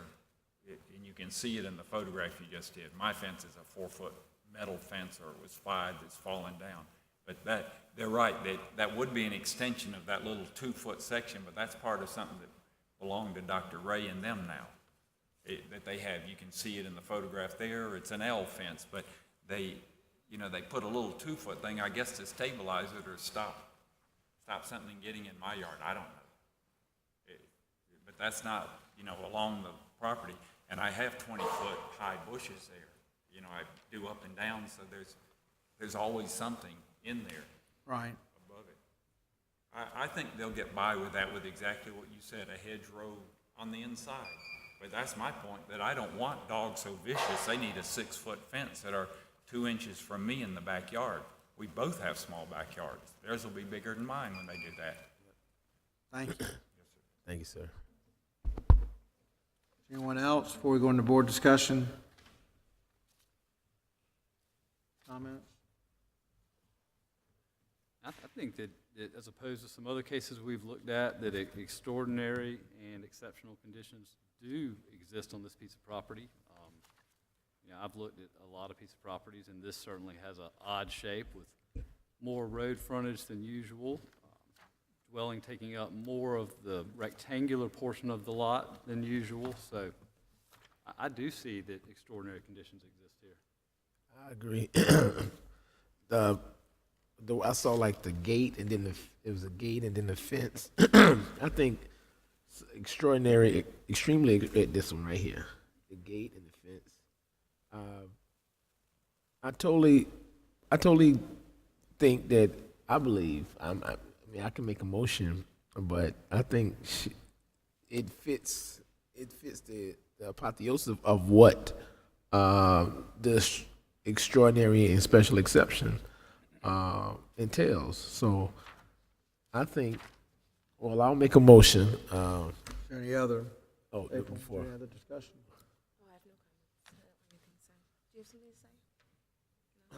I'm gonna make one. I move that we approve the lot at, let me get this address. I move that we approve the lot at 903 Meadow Street because it meets all the requirements for a variance that we call for in the zoning board. You mind running through them? Okay, let me go through it.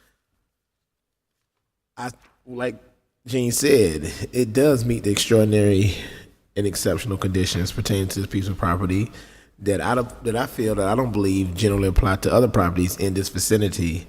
And because of these conditions, the application and the division to this particular piece of property would, in my case, in my eyes, will effectively prohibit or unreasonably restrict the utilization of this property.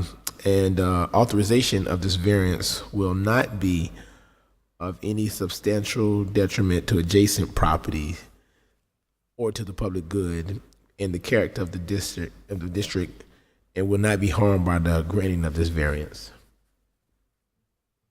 There's a motion, is there a second? A second.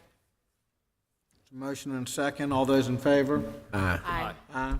All those opposed? Motion carries. Item number 11, 2017-0044, variance. It's 3700 Main Street, also known as 3700, 3706, 3708, 3710 Main Street, and 1200 Elmore Street, tax map number 09209, 20 and 4, and 09209, 20 and 3. The applicant is requesting a variance to the parking requirements for a proposed 3-story, 58-unit multifamily development intended for occupancy by the elderly. Parking requirements for this use would normally be 116 parking spaces, 2 parking spaces per dwelling unit, prior to and including applicable parking reductions. The applicant is proposing 47 parking spaces instead. The applicant is here and can address any questions.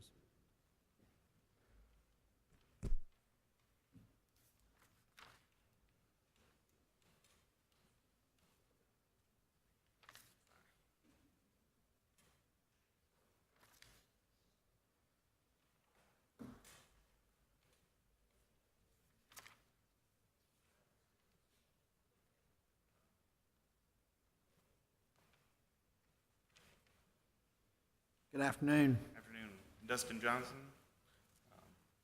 So the variance application we have is for a reduction in the parking requirement for this facility. It's planned to be a facility for an older community and apartment homes.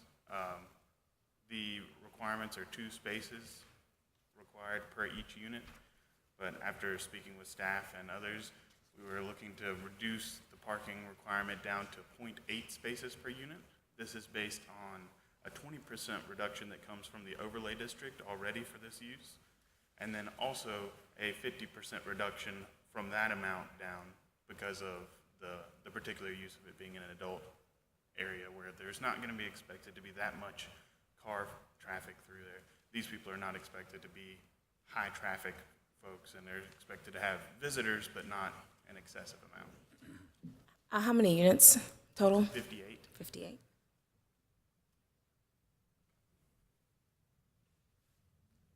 So you don't expect them to have, you don't expect them to be driving, is that what you're saying? Right. Not all of the residents are expected to have vehicles. In fact, most would be expected to not necessarily have a vehicle. But even if so you're thinking they're all not going to have a car? And then you're thinking that, what are their visitors, what do you have for visitor parking? It's all combined. I don't have specific numbers on estimates of visitor parking. However, we have seen that it's been a standard that's happened, the 50% reduction for similar facilities. So if they have, grandma turns 90, and they have a birthday party at her, unit, and they have 5 people, which is reasonable, but, they could have up to 10, where are they going to park?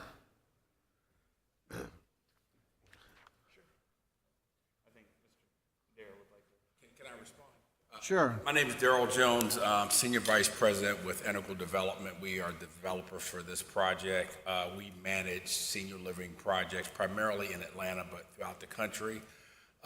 We've got approximately a dozen or so projects that are stabilized, that manage like this, that are similar to this, being that they're senior independent living. I've got evidence of 7 of those properties whose parking ratios are lower than 0.8, but we don't have any parking problem now. Okay, so where are they going to park? If they No, have so- 5 to 10 people for Yeah. grandma's 90th birthday, Yep. where do you have allotted for them to park? At the community. So what the premise is that everybody doesn't drive. That's the premise. And we've got empirical data that supports that. So if everybody drove, we would have a problem, but we don't. So we've got some communities, the parking ratio as low as 0.2, where we don't have a problem. This one is actually 0.8. But I've got 7 projects here from 0.2 to 0.72 parking ratio, all lower than the 0.8 that we're requiring, or requesting here, that we do not have a parking issue.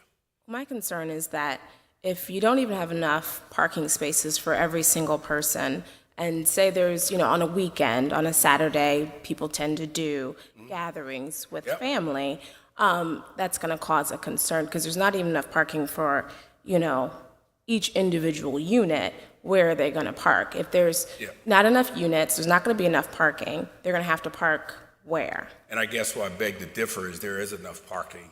So I'm saying that everybody doesn't have a car that live in these communities. So there's plenty of parking spaces. So when we do have events, evening, weekends, holiday special occasions, there's not an issue. Okay, so you're letting me know that there's no plan in place if all the parking spaces are taken. There's no plan. You have no idea, or? Well, and I'm probably not answering your question. I'm saying that hypothetical doesn't happen at our communities now. That's, Okay, so if it does happen, there's no plan in place. if it does happen, there is adjacent to it, there is a retail center right next door that they could park there. So you've already talked to the owners of that retail center, and you have their permission to do that? I will let that owner speak.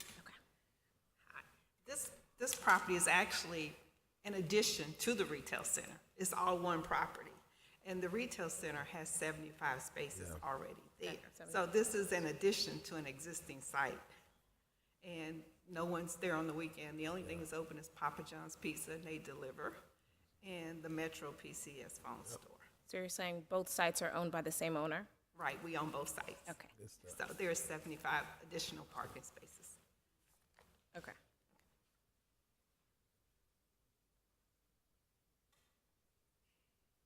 Any other questions for the applicant? In looking at the site plan, would it not be possible to set aside a little bit, small portion of the unused portion of the property for some sort of a gravel overflow parking lot for the instance April was describing? It could be. Unfortunately, we haven't gotten storm drainage detention shown on this right now, so there will be a decent portion of the site that will have some drainage that's not shown on a site layout plan that'll show up on later site development drawings. So that'll reduce that available area. It is possible that we could find an area for at least a small overflow, but the significant portion of the site that's remaining, most of that will be stormwater control. And I have some concerns. What about in the future if, they're 2 separate sites, now they have the same owner, but say one site becomes sold, what do you have in place for that in the future? Because you can't really say that it's never going to sell. The sites are owned by the Columbia Empowerment Zone. We are a component unit of the city of Columbia. So we are a development corporation. They were purchased with Empowerment Zone grant dollars. I don't foresee it being sold. We would have to get a lot of special exceptions from the federal government to do that. So do you have any plan in place, contingency if it does sell, where those people are going to park from there? No, I don't foresee it selling. We're, like I said, we're a nonprofit economic development corporation. That's a component unit of the city. I don't foresee the site selling. And the site is on the Elmore side where you see the sidewalk and the secondary entrance. That's where the additional parking is located. So also that the housing community is a low-income housing tax credit community. So it needs to be in compliance for a 30-year period. These properties don't buy and sell like normal commercial real estate. So that could happen, but relative to the housing portion, it would be 30 years from now before that does happen. I wasn't talking about the housing component, I was talking about the The Papa other John's property. component. Okay, absolutely. Mhm.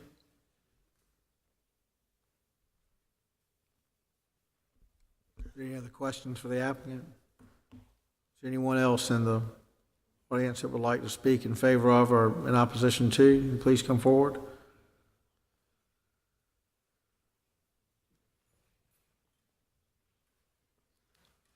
My name is Dean Slade. I live at 1010 Timrod Street and have been a resident or owned property in this community since 1979. This project's been on the drawing board for how many years? Probably, when did we go to Atlanta?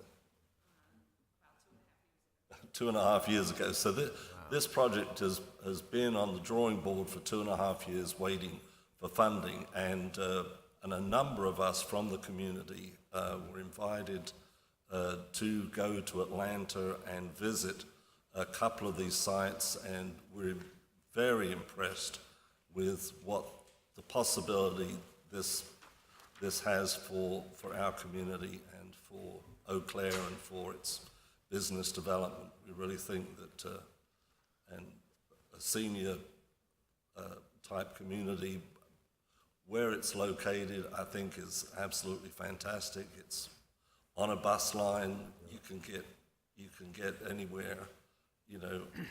As more of these things come online, you're going to have more things developed for these types of services. So, as I say, I'm speaking for myself, but I think a number of colleagues that went on that trip would have very similar things to say.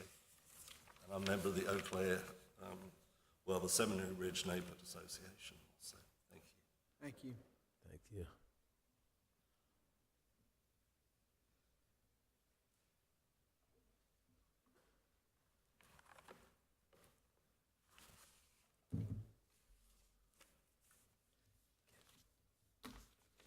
Hello. Good afternoon. It's afternoon now. Have y'all received a copy of this? Yes. There's more copies if anyone else wants them. So good morning, good afternoon. I'm Gareth Fenley. I reside 2 blocks from the site of this proposed project. It's at a 6 points intersection, so I've called it 6 points. So I want to thank Brian Cook of the staff for helping me make this proposal by responding to and clarifying some of my questions, and Felicia Maloney the same, on behalf of the Columbia Empowerment Zone, the CEZ. The background is that the CEZ has created a deal with Integral Development, and on my handout, I've got the points, which I can review really quickly. It's a 3-story, 58-unit apartment complex. It will be for senior citizen independent living. The zoning in this particular area with the North Main Corridor overlay requires 93 parking spaces. Integral today is presenting a plan with 47 spaces at 0.8 per apartment. The plan shows 4 handicap parking spaces. That is 0.069 spaces per apartment, or 1 per 14 apartments. The CEZ is requesting a variance to allow this plan, and I have the following questions and comments that are not on this based on things that have come up. Is there enough parking? The ordinance says no. Is there enough handicap parking? The ordinance says no. And these ordinances are established for a reason, a good reason, and that's to ensure orderly and healthy development that promotes good communities, that will attract and support good neighbors to live, learn, worship, work, and play, and we depend on you, honorable members, to enforce them. I've heard some arguments in favor of this variance request. Number one, Gareth, you already had your chance to give input and you said okay. Along with Dean Slade, I was allowed to participate in a hand-picked group that went to Atlanta to meet with the developer a year or two ago. We were instructed for this deal to go through, it would require a variance allowing less parking, and many, but not all of us agreed to that in principle, but none of us were shown these final plans being presented today. Other members of our community who were not hand-picked were not shown this plan, and this final plan requests an extreme reduction in parking, 60% from normal requirements. May I have more time? Sure. Thank you. And 50% from the requirements for the North Main corridor. So show us some respect and give us a chance for a reasonable review of the plan. Another argument I hear in favor, senior citizens don't need so many parking spaces because they don't have cars. I don't think that's true. Seniors do have cars. They have family and friends who visit in cars. They might have caregivers or social workers who visit in cars. Let's see the evidence that the developer, Mr. Smith, Errol Jones, has said he has evidence that this is enough. Let's see it. Another argument, they will take the bus. Maybe in Atlanta they will. Has a great system called MARTA. Let's see some evidence from Columbia that enough of these seniors are using the bus that they don't need cars. Here's another argument. Oh, they can park behind the North Main Plaza across the street. We just heard about that. If that's true, let's see it in writing. There are 75 spaces at the plaza. Currently, during the business day, most of these, or many of them, are vacant. I don't know how many.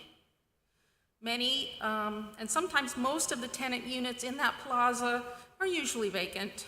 What happens if the CEZ achieves full occupancy of the plaza?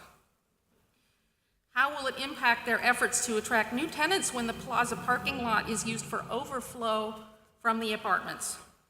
What about the impact on the residents and their visitors to have to park across the street? Their complex, as proposed, will have gated parking, but the plaza is not secured. Our North Main area has a high rate of break-ins, car break-ins. How will security be provided? How will it be guaranteed that the senior residents will not have to walk with their groceries across the street? Why can't they have one reserved parking space? How about the handicap spaces? I haven't seen any arguments in favor of having only 4 handicap spaces for 58 senior living apartments. That's 1 for every 14 apartments for these seniors, 0.069 per unit. That is not enough, and the burden's on the CEZ to prove it will be enough. Here's another thing. North Columbia is getting a reputation for resisting development. Yes, I hope so. Resisting development that is wrong for our community. I have personally participated in successful efforts to stop predatory businesses from ruining our community. This has included teaming up with the Eau Claire Community Council as an entire organization and with other neighbors in efforts that involve multiple lawsuits at our own expense and multiple public hearings. We stopped 4 different predatory operations from selling beer and wine or liquor at convenience stores within a mile of my house, and I'm proud of that. Another argument, if we don't get this approval now, we will never get something good there. I am also eager to see a good positive development in this property. The right development will be a game changer to bring our neighborhood up. I agree, the CEZ has had years to get this through. The CEZ has failed to get the neighbors fully on board. Last time, due to the CEZ's failure, we ended up with what I call the shady deal. Hundreds of neighbors showed up to stop it. We had media coverage, even investigation of the CEZ. To avoid that happening again, there is one thing to do. Ask us. Listen to us. Yes, I'm asking to slow down and get it right. I do not want to kill this deal or ambush anybody. I've sent out 3 different versions of what I'm asking to everyone concerned. I want this to succeed. So in conclusion, I do have a conclusion. I request, and it's documented on this paper, that the CEZ show objective, specific, convincing evidence that 0.8 spaces per apartment is enough. They need to show that to y'all. And that CEZ must be required to show objective, specific, convincing evidence that 0.069 handicap spaces per apartment is enough. If this evidence is not presented today, I simply ask the board to defer the case to your next regular meeting, June 13th. That's all I'm asking. Thank you. If you have any questions, I'm here.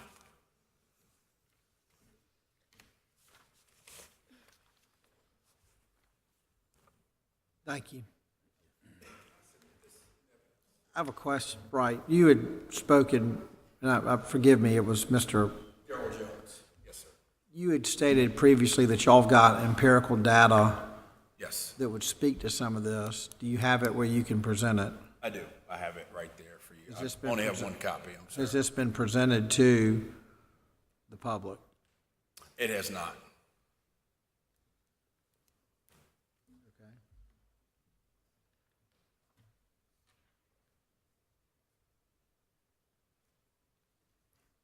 Question for staff.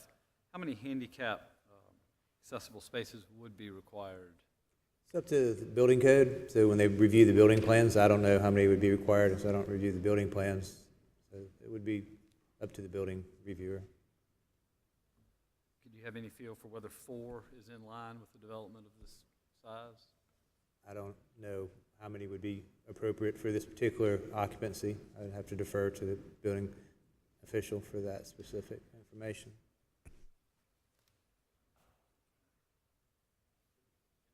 Sure. So for the handicapped accessible spaces, this is, it's generally 1 per 25 spaces standard, right? So this would be somewhere in the neighborhood of twice the amount that's typically required based on our 48 spaces. So it's twice the amount that we would expect to be required based on the current ADA standards for parking requirements. But I feel as if those parking requirements are kind of for like the general population, right? So you are in a specific niche market of older people, is that correct? Yes. Okay, so as we all know, we all have older people. Older people sometimes have health ailments, sometimes they have trouble walking. There's a lot of health concerns. A lot of old people I know have handicap stickers. So I don't feel as if 4 is gonna be enough for 58 units. And then sometimes they have older people friends, which is very reasonable, and they have health concerns as well, and then they may not be able to walk very far to visit their other friend, and socialization is a very important component of long-term health. So that's, a double concern for me. I understand. Based on the total that would be required under the standard regulations, it would be 116 spaces, and 4 would be adequate and above the ADA requirements for that without a variance at all as well. And of course, you'd have curb cuts as well, correct? That's right. Okay, yeah. So there's an ADA, that's an ADA mandate. ADA guideline, yes, on parking. The number of handicap spaces is generally required based on number of total spaces as a percentage. What is that number again? It varies as it goes up. It's 1 per 25, then it moves up. Once you get above 200, or I think it's 200, it goes to 2% of your total, something like that. That might not be the exact on the higher end. But 1 per 25 is the low end, and we would exceed that already at this point.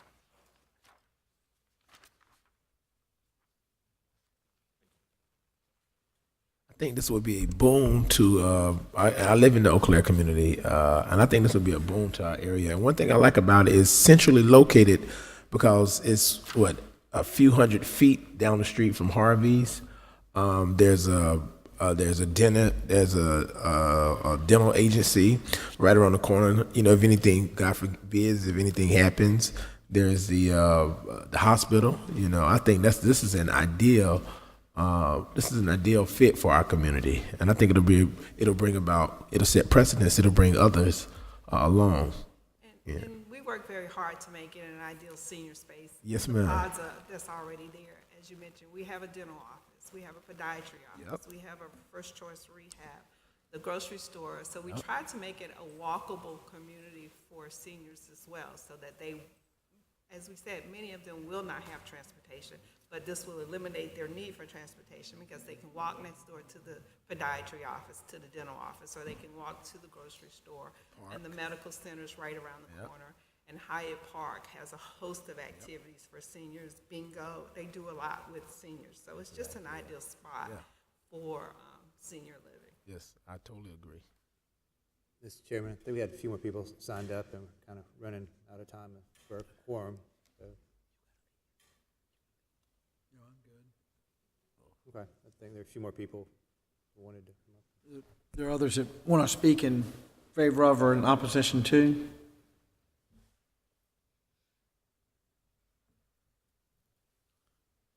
Good morning, and thank you for this opportunity. I have a point of clarification. Sabrina Odom, who is president of the North Columbia Business Association, and she's responsible for the businesses along the North Main Corridor, had to leave, but she sent her message, so I can either let you read it from the phone or I can read it to you. Which would you prefer? And then You I'll want do to my- read it, we'll enter that into the record. Okay. What she says is, while I am not a housing developer, I have spoken with several people that I consider knowledgeable in this area.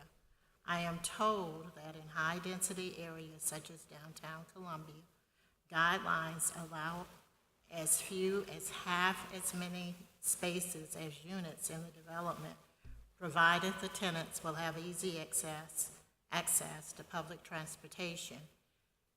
And that is, that's within a few miles of hospitals, grocery stores, and pharmacies. And that's Sabrina Odom, who's president of the North Columbia Business Association. My name is Christy Savage, and I want to thank you for the opportunity of speaking before you today. The matter of bringing and developing new assets to the Eau Claire, North Columbia area is of great importance to us as the Eau Claire Community Council, of which I serve as president. There are 39 neighborhoods involved in the organization. For too long, we have felt that we've been left out of the loop, if you will, that growth and development took places in other areas. We've done our due diligence with regard to what our needs are in the area, and some have accused us of being too picky, having discouraged some to come to the area. We do not wish to validate that label or stigma in this instance. We have known about this project for quite some time now. We reviewed it prior to the trip to Atlanta. Many of the people who are still here went on that trip. We were impressed with what we saw. We came back with great enthusiasm. We met and unanimously decided to move forward with the project. We recently learned that there was a concern regarding parking and the allocation of spaces. We do not share that concern since not every resident will have a car, and there's a possibility of additional spaces in close proximity to the site which may be used. I spoke with a person who manages here in Columbia 4 senior properties. He does not, that facility does not have a space for each person, and what he encouraged me to do was to go by at any point, and half of those spaces would be available, even though there's not even the one space. What was the number of units in those properties? It varied in terms of units. There's one that I remember that had 50 units, and I think he said there may be 10 people who have cars there, especially on weekends. If you drive by, you won't see very many cars. Did you go by on the weekend? Could I? Did you go by on the weekend? I have not gone by on the weekend, no. Not recently. Okay. So is he here to testify, or? Just No, he's not. I just spoke with him today, as a matter of fact, when I learned about some of this. Please keep in mind that the Eau Claire Community Council is interested in the overall development of the area to enhance the lives of all who live here, those whom we seek to attract, and to increase the livability and attraction to the area. We have an opportunity to do this in this instance, and I would encourage you to move forward. We have access to resources now. We cannot foresee the future, and it is in our best interest to move forward with this project, which will benefit businesses, individuals, and the overall community. As most of you know, if you live here, the section above the trestle is booming with business and development. We want no less for our area. We appreciate the work of the Columbia Empowerment Zone and the Eau Claire Development Corporation in representing our interests for a growing and thriving community. And we ask that you vote favorably to support this area so we may move forward to provide quality housing for a much-needed segment of our population. Thank you. Thank you. Any questions? Any other questions? Nope. Is anyone else in the audience who'd like to speak?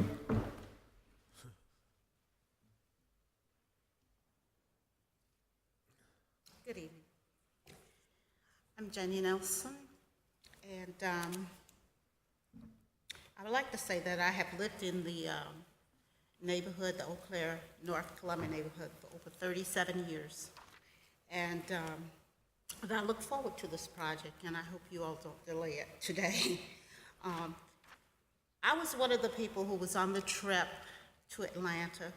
The company was very nice in showing us 2 or 3 or 4 of their properties, livable properties with seniors living in them. It was very nice. All the seniors did not have a car, but I didn't see anybody visiting had a problem in parking. I think this project would be good for our neighborhood because it's certainly, we need something in our area to show other people that we are growing and we're doing wonderful.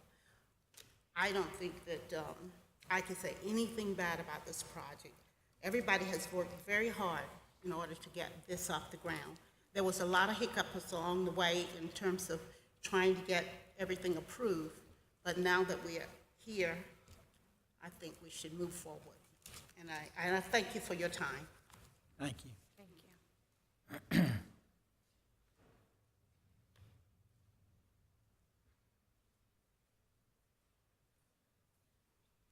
Good afternoon. Good afternoon. I think, well, my name is Basil Garcia. I lived in the neighborhood about 40 years. And I think most of the citizens are in favor of this project. I was shocked to see the slashing of the parking spaces by half, and it made me wonder what was up. By my calculations, that's 6,000 or 7,000 square feet. That's, you know, a retail building size. Are they going to put more apartments in? What's going on is the question. Parking is always at a premium. So I guess I question that. No one wants to see this project derailed, that I can tell. And some of this discussion might be more appropriate for a meeting in our neighborhood with the developers before we got to this point. But here we are. So I just urge you to consider maybe there's some compromise. Maybe it doesn't need to go from 93 to 47, losing 46 spaces. I agree that there may be visitors. I'm getting out there with this one, but what about self-driving cars? I'm not a big fan, but technology changes. Land is sold and bought. Technology changes. Maybe these elderly people will have self-driving cars one day and need the parking spaces. I think more immediately, their friends, family, caregivers, and themselves will need some of this parking. So just consider that, but I think there's a compromise available, possible somewhere, in my mind, because it's a positive for our neighborhood. Thank you. Thank you. Is there anyone else that would like to speak? If you're going to come to speak again, I would just ask that you would, well, if you would just if it's something that you've already covered. No, we knew this from the beginning, that there would be a problem with parking. That was, because this was always the site. But the economics, my understanding of it is that the economics of this to be able to work has to have a certain number of apartments in place, that it's for retired folks with limited income, that's the target for this, is that right? And so this is a great opportunity, especially when we're reading all this stuff in the news about rents and all these other things going up, is that, this is just it's a remarkable project that we knew about the park. Yeah. Thank you. On closed testimony, and is there anyone else? I would just ask if you'd like to come forward. Do you have something new to say that hadn't already been discussed? I know all of these folks by first name, they're friends, we all work together, we all want this project to succeed. I just ask that you give us a little more time to work this out with the developer. I believe this will go forward. Thank you. We'll close testimony and go into board discussion. Some concerns about, 7,000 square feet, and it doesn't seem like as if there's adequate parking. And I think, concerning our criteria, number 4, the public good and the character of the district, talking to people in the community just in general, parking is at a premium throughout the city, and that's a big problem. Like the Vista, there's hard to park. Downtown, it's hard to park. And so I just really feel like we need to be very conscientious if we're starting the North Main corridor in planning for parking, because everyone's moving into the city, there's more people. Everybody in Columbia tends to drive. Unfortunately, hopefully we can change to more public transport, but the reality of it is that people do drive. They love to drive. They love their cars. And we need to really have a plan. One thing that I can say that is a boon on behalf of this project is, what is your name again, ma'am? Felicia. Like Felicia said, that the community, the Columbia, you all own both of those sections, right? The Columbia Empowerment Zone. We're in. Do we want to open up testimony again, or no? I just wanted to just. Okay, but anyway, what she said is that they own both of the, and this is an additional 75 lots. So I don't think parking is going to be. I think that's a drop in the bucket. I don't think that'll be. We have something else to think about, but I think we're exactly where we need to be, especially the relationship that we have with the Papa John's, that area, and those abundance of parking, and then a little bit of parking we have there. I think parking will work out. I think it'll work itself out. But I think that we have to speak in facts, and the facts are that the building next door is not full capacity. So if it does become full capacity, that's going to be less parking spaces. It is? Additionally, it is at full capacity? It is. Okay. Yeah. So the record is it's at full capacity. Yeah. There's 1,000 square feet available, which would mean maybe.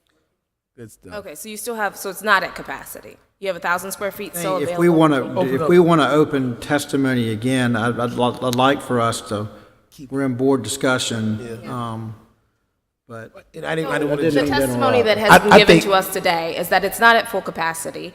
And it is at full capacity. I'm going by the testimony that was given today. And then also, it is an elderly population. Yeah. So I think that we need to be mindful of that they have friends. And, that is a street that they have to cross, and that is an additional distance. A few feet. So I think for the public good, from my standpoint, that's what I'm considering. Here's where I'm coming from. On the front end, it's always interesting to me, you have to get the whole loaf because, you know, as I sit and listen to testimony, you know, whoever's up front, if they're making a compelling case, you might need to buffer it with what comes behind it.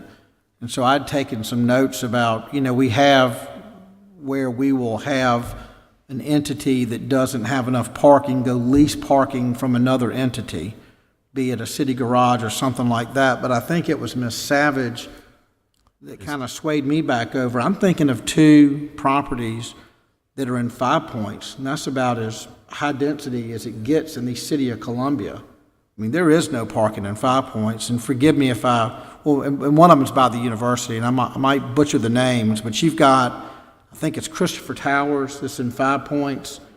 It's a high-rise across from the old Hiller Hardware, which is now a BB&T, that I think is primarily populated by elderly. I don't know if it's low income or not, but that's been there for years and years and years and years and years.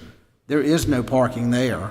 There's another facility across from the Horseshoe, kind of behind, always mix up all the state government buildings, but either the Blot or the Brown.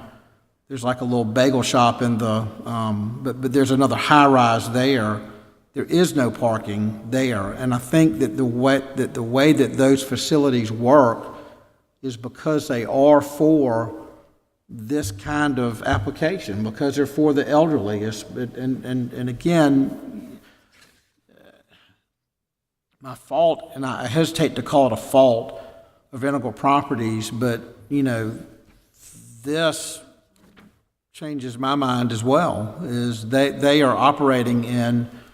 I mean, if you want to make the case that Columbia is 40 years behind Charlotte, we're 100 years behind Atlanta in some ways. And I don't mean that, I love Columbia. I go to, my in-laws are in Charlotte, they're developers in Charlotte. And I spend a fair amount of time in Atlanta, but to have this spreadsheet, I wish you had shared that with some people in the community that had concerns, but you know, based on, and with all due respect, but I'm just, you know, thinking about those 2 projects that have operated by the Horseshoe. The university is now at 40,000 people. I mean, you talk about parking problems, and again, in 5 Points where that's always a problem. I was so sorry that one piece of property that was going to be retail on parking on the bottom, and anyway, so I've got a confidence in this. I think this is somebody that's got a track record. And what I like hearing is I don't want to put words in people's mouths, but the people who are here today that are somewhat in opposition, it's not so much that they're in opposition, they just want to slow it down. But what I do get concerned about is you do get these neighborhoods that work really hard, and for whatever reason, you know, might not get the same opportunities as other parts of town. So I think it's a good project. I think it's been vetted. I just don't have the concern over the parking. I'm not saying that it's not a concern, but I just think with these other properties that I've got in mind, and given that it's going to be developed and run, you know, and run by somebody who's got a track record of doing this, I've got a comfort level. Me too. That's just my thought. Full steam ahead. Personally speaking, I would like to see a little more scientific research behind the required parking for a facility of this size. I seem to have heard a lot of back and forth whether what percentage of the residents may drive or how many cars may actually would be expected at any given time, but I'm having a hard time coming to a conclusion one way or the other without a little more scientific, let's say, hard information regarding those numbers. I'm just not sure, I'm personally not sure if they do or if they do not have enough parking based on what we have in front of us here today. Let me ask a question of staff. We have a quorum, obviously. In the event we've had board discussion, I'm going to call for a motion. If a motion passes, it passes. If it's split and it's 2-2, what do our rules say? Does that mean that it doesn't pass? That motion wouldn't pass if it were 2-2. That particular motion would not pass. Somebody could make another motion. You'd need an affirmative motion. So if you made a motion to approve and it was 2-2, and then somebody make a motion to deny, it was 2-2, then you'd pretty much be at a dead end. We're at what I would just call, let's just say, a stalemate, that a motion doesn't carry. Does that mean that the application fails, and then do they then have to wait a certain amount of time before they can come back? Would they have the opportunity to defer? They have the opportunity to defer at any point to the next meeting. If the applicant so chooses, they could ask that of the board, and then come back and present their case again. So basically, it would be a deferral until the next meeting, and they would just rehash and. Again, just so I'm sure, so if there's not a motion that's in the affirmative, it fails. Yes. And if it fails and there's not a motion in the affirmative, is there some, I don't know why I've got this in my head, Brian, but is there some time parameter that then goes into place where they've got to wait 6 months before they can come back? Just say if it fails, it outright fails, they would have to wait a year to come back with the exact same request. So if it were a question of they want more information, they want to come back next month with some more empirical data for parking, and present that to a full board or whomever showed up at the board, and hear their case again, you certainly could do that. So let me say this. So, I mean, like you just said, no, you saying that because about the 6 months thing. Said a year. A year, oh, wow. So, like, hypothetically, next month.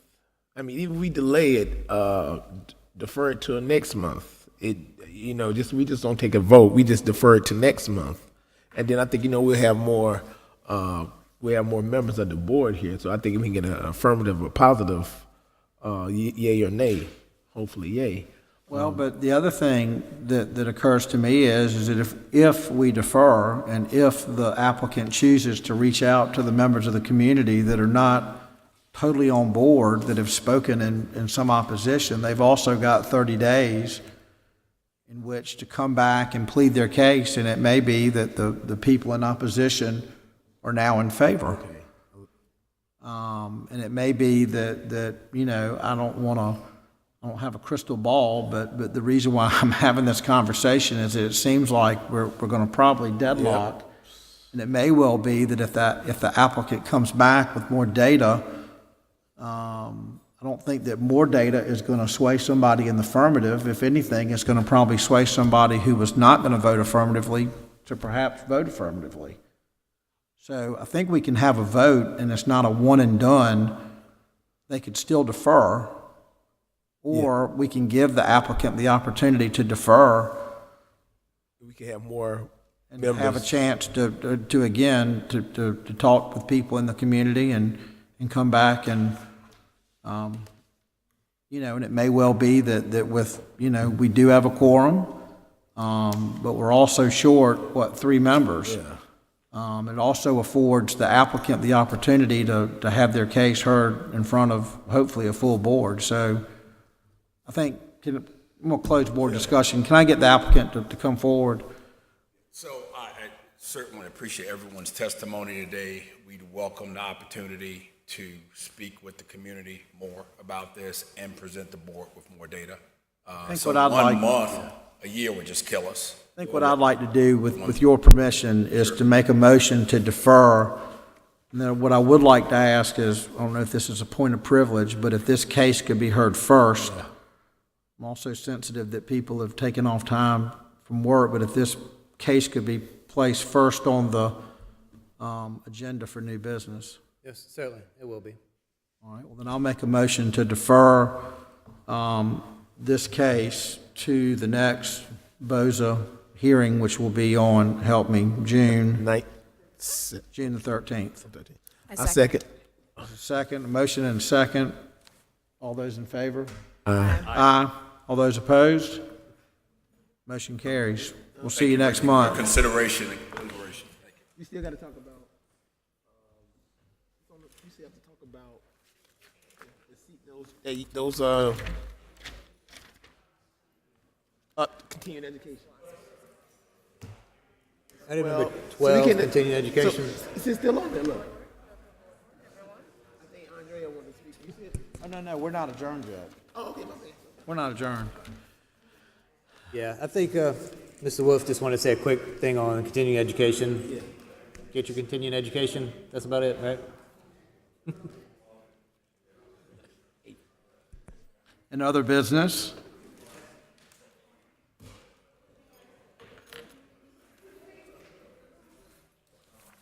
I just want to remind everyone again about the continuing education that you need to attend. If we could, if you could, we're not adjourned yet, if y'all could please. Thank you. Thank you. I know that Calhoun came to one of the sessions already, so he has some of his training. You do have to do the continuing education hours for the year for 2017. If you have not let me know, please let me know. If you're not in compliance, you cannot sit on the board. That's a state statute. It's not ours. And it can compromise, because it does compromise a vote, a motion, and it can do as it did if we don't have enough in attendance.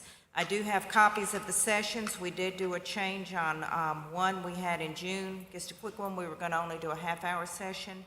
The sessions are being held prior to the board and commission meetings. That way, someone's already here for a meeting. We've added another hour session to that, so it will give that hour and a half that's needed for anyone else, like where you would have. I can give you an updated session here, and you can take it with you. We also have a training on May 18th that Brian Cook is going to participate. I think some of you have signed up for that. The new members who did their 6 hours, you don't have to do the 3-hour continuing ed this year. You will have to do it next year. You can attend if you'd like. And unfortunately, you do have to do 3 hours as well for the year, Gene. And it's gonna be at the law, The one on the 18th is at the SC Bar Conference Center at the corner of Park and Hampton Street. What time is the one on the 18th? Pardon? What The time one is on the 18th it starts at 9, but you need to be there at 8:30. If you do want to go, I need to know. Okay. So it starts at 8:30, and what time is it at? Yeah, it starts at 9, from 9 to 12. However, to get there early, they do breakfast and to pick up your registration. If you do want to go, I will let them know because there's limited seating. And is that the 6 hours, or is that just 3 hours? That's 3 hours. Then you have to do another 3. Now, that won't count, you still need to do your orientation if you've not done it. Okay. The 3 hours and 3 that are held at Central Midlands. That's a mandatory thing. Okay, I'll talk to you about it. Okay.